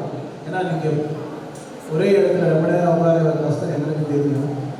அதே மாதிரி இந்த மதிய நேரத்தில் பசி நேரத்தில் பார்த்தீங்கன்னா சாப்பிட்ட உடனே மேத்ஸ் பீரியட் போட்டாங்கன்னு வச்சுக்கிறேன். அதனால தான் பாரதியார் கணக்கு எனக்கு வேணான்னு போனாங்க.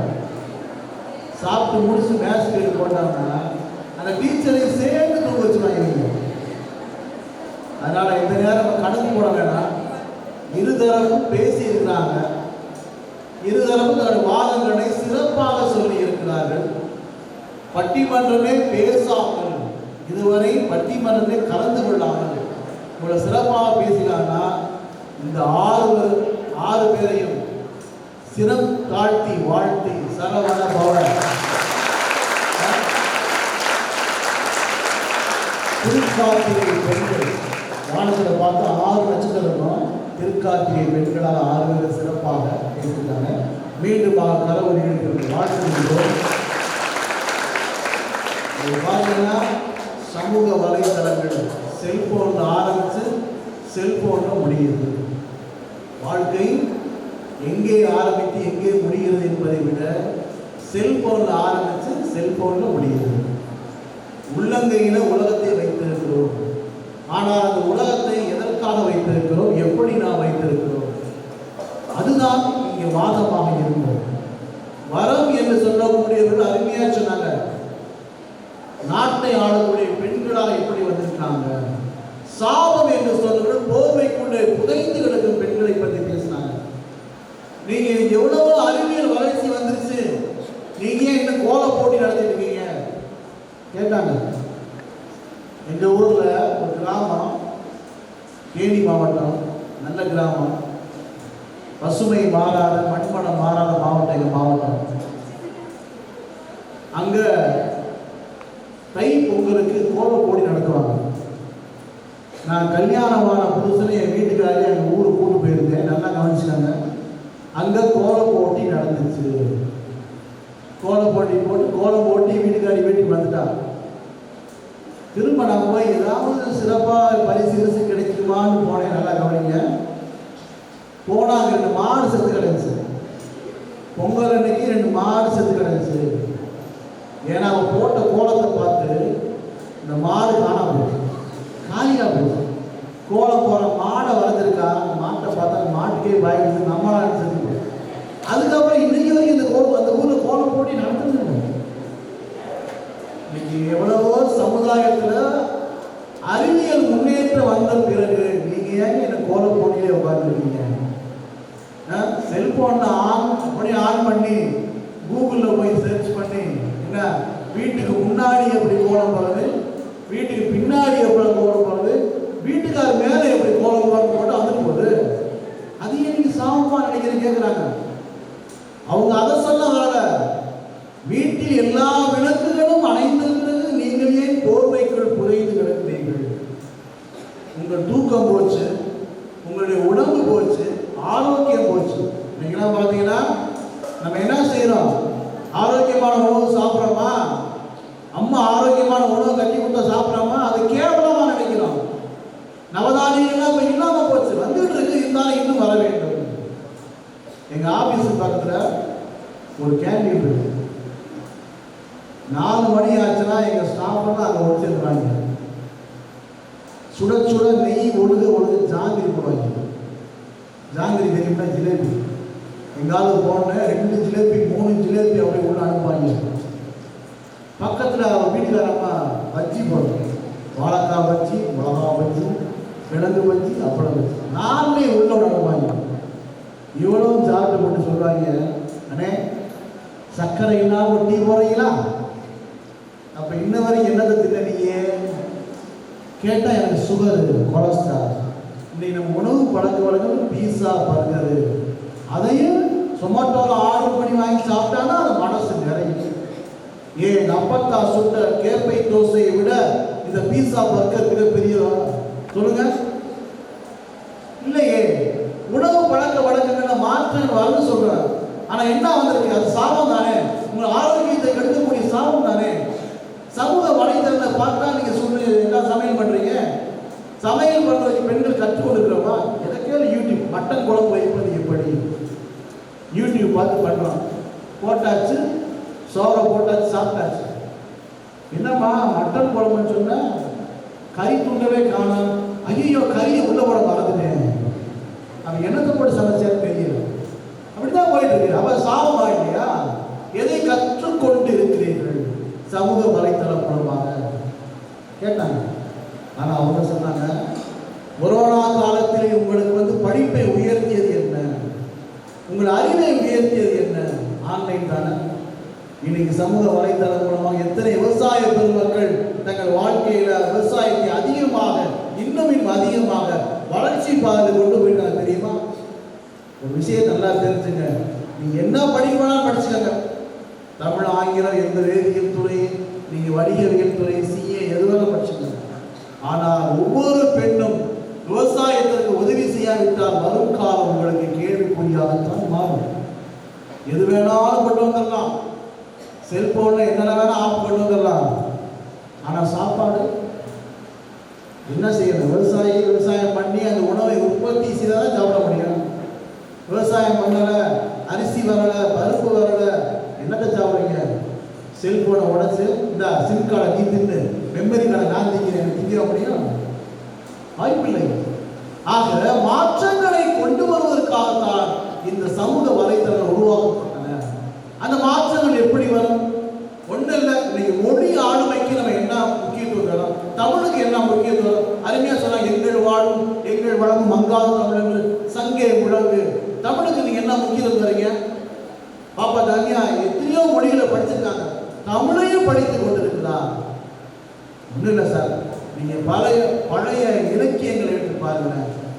காரையில கரிச்சாங்குருவி சத்தம் போட்டோட எழும். நம்ம தமிழை அருமையா சொன்னோம். குயில் பாடும், காகம் கரையும், மயில் அகவும் சொன்னானா, குருவி கீச்சிடும், கிளி பேசும், புலி முருகும், சிங்கம் கர்ச்சிக்கும், கழுதை கத்தும். என்ன சொல்ற? எல்லாம் தனித்தனே வச்சாங்க. யானை பிழிரும். ஒவ்வொன்றுக்கும் ஒவ்வொரு வாக்கு தமிழ்ல. இங்கிலீஷ்காரன் கேட்டு sounds of birds, sounds of animals. அவ்வளவுதான். அழகு தமிழுக்கு நம்ம எவ்வளவு முக்கியத்துவம் கொடுக்கணும். இன்னைக்கு தமிழை வளர்ப்பதற்காகவே இந்த சமூக வலைத்தளங்கள் பலவிதமான 40 இருக்கு. தாய்மொழியை வளர்ப்பதற்காக பலவிதமான 40 இருக்கு. அது வரம் தானே. அதை எப்படி சாப்பிட்டு சொல்லலாம். ஆக எல்லா வகையிலும் கூட்டி கழித்து பெருக்கி வகுத்து பார்க்கும் பொழுது இந்த சமூக வலைத்தளங்கள் நல்லவைகளுக்காக கண்டுபிடிக்கப்பட்டிருக்கின்றன. நாம எதற்காக பயன்படுத்தி கொண்டிருக்கிறோம்? இயற்கை வளங்கள், இயற்கையை பாதுகாப்பது, காற்றை மாசுபாடு கொண்டிருக்காது காப்பாற்றுவது, பிளாஸ்டிக் கழிவுகளை அகற்றுவது, மக்களுக்கு தேவையான நல்ல விஷயங்களை சொல்லுவது, எப்படி சாப்பிடணும், எதை சாப்பிடணும், காலையில் என்ன சாப்பிடலாம், மதியம் என்ன சாப்பிடலாம், இரவு என்ன சாப்பிடலாம், எந்த வயதுக்கு மேலே என்ன சாப்பிடலாம், எந்த வயதுக்கு கம்மியாக கீழே சாப்பிடலாம், எதை சாப்பிட்டால் சுகர் வராது, எதை சாப்பிட்டால் சுகர் வரும், வயிற்று பிரச்சனைக்கு எதை சாப்பிடக்கூடாது, எல்லாமே இன்னைக்கு சமூக வலைத்தளங்கள் மூலமாக வந்து கொண்டிருக்கின்றன. நாம் அதை பார்த்து ஃபாலோ பண்ணி அருமையான செய்து கொண்டு நகர்த்தி கொண்டு போய் கொண்டிருக்கிறோம். எதை சாப்பிடலாம்? 3 விஷயங்களை ஒன்று சொன்னாங்க. அந்த காலத்தில் நம்ம அம்மா என்ன செய்கிறாங்க, கருப்பட்டியில் காஃபி போட்டுருவாங்க. இன்னைக்கு கருப்பட்டி காஃபி ஃபேமஸ் ஆகிட்டு இருக்கு. யார் சொன்னா? நம்ம அம்மா தாத்தா பாட்டி சொன்னது விஷயம் இல்லை. இந்த ஆன்லைன் சொல்லி கொடுத்ததுனால தெரிஞ்சுக்கிட்டோம். 3 வெள்ளையை நீ ஒதுக்க வேண்டும். www 3 ஒயிட், வெள்ளை சர்க்கரை, மைதா, அரிசி, அதாவது பதப்படுத்தப்பட்ட அரிசி, நல்லா வெள்ளையா இருக்கும். இதெல்லாம் ஒதுக்குங்க சொல்லி கொடுத்தது சமூக வலைத்தளம் ஆரோக்கியத்திற்கு. எதை படிக்கலாம்? நாங்களாம் படிக்கிற காலத்தில் எங்களுக்கு தெரிஞ்சு ஒரு 3 கோர்ஸ், பிஏ, பிஎஸ்சி, பிகாம், அவ்வளோதான்.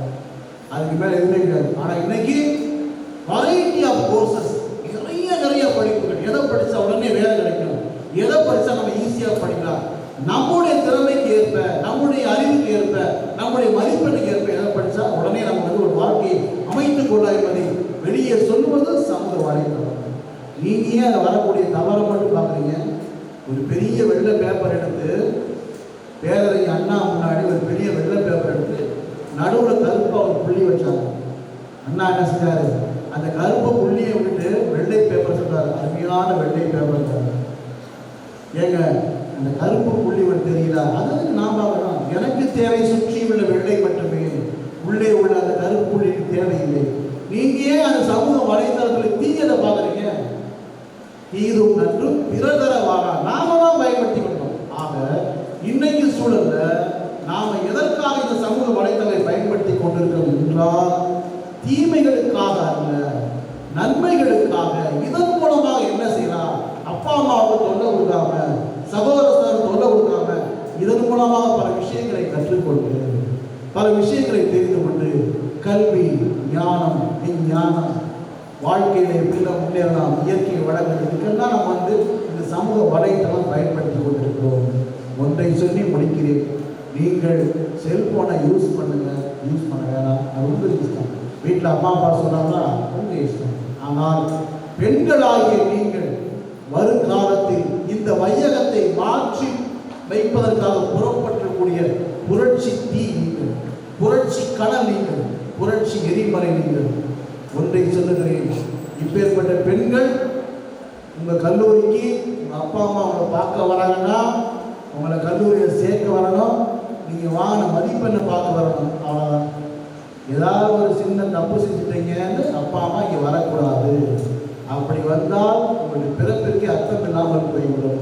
ஆக சாதனை பெண்களாக நீங்கள் மாற வேண்டும், சாதிக்க வேண்டும்.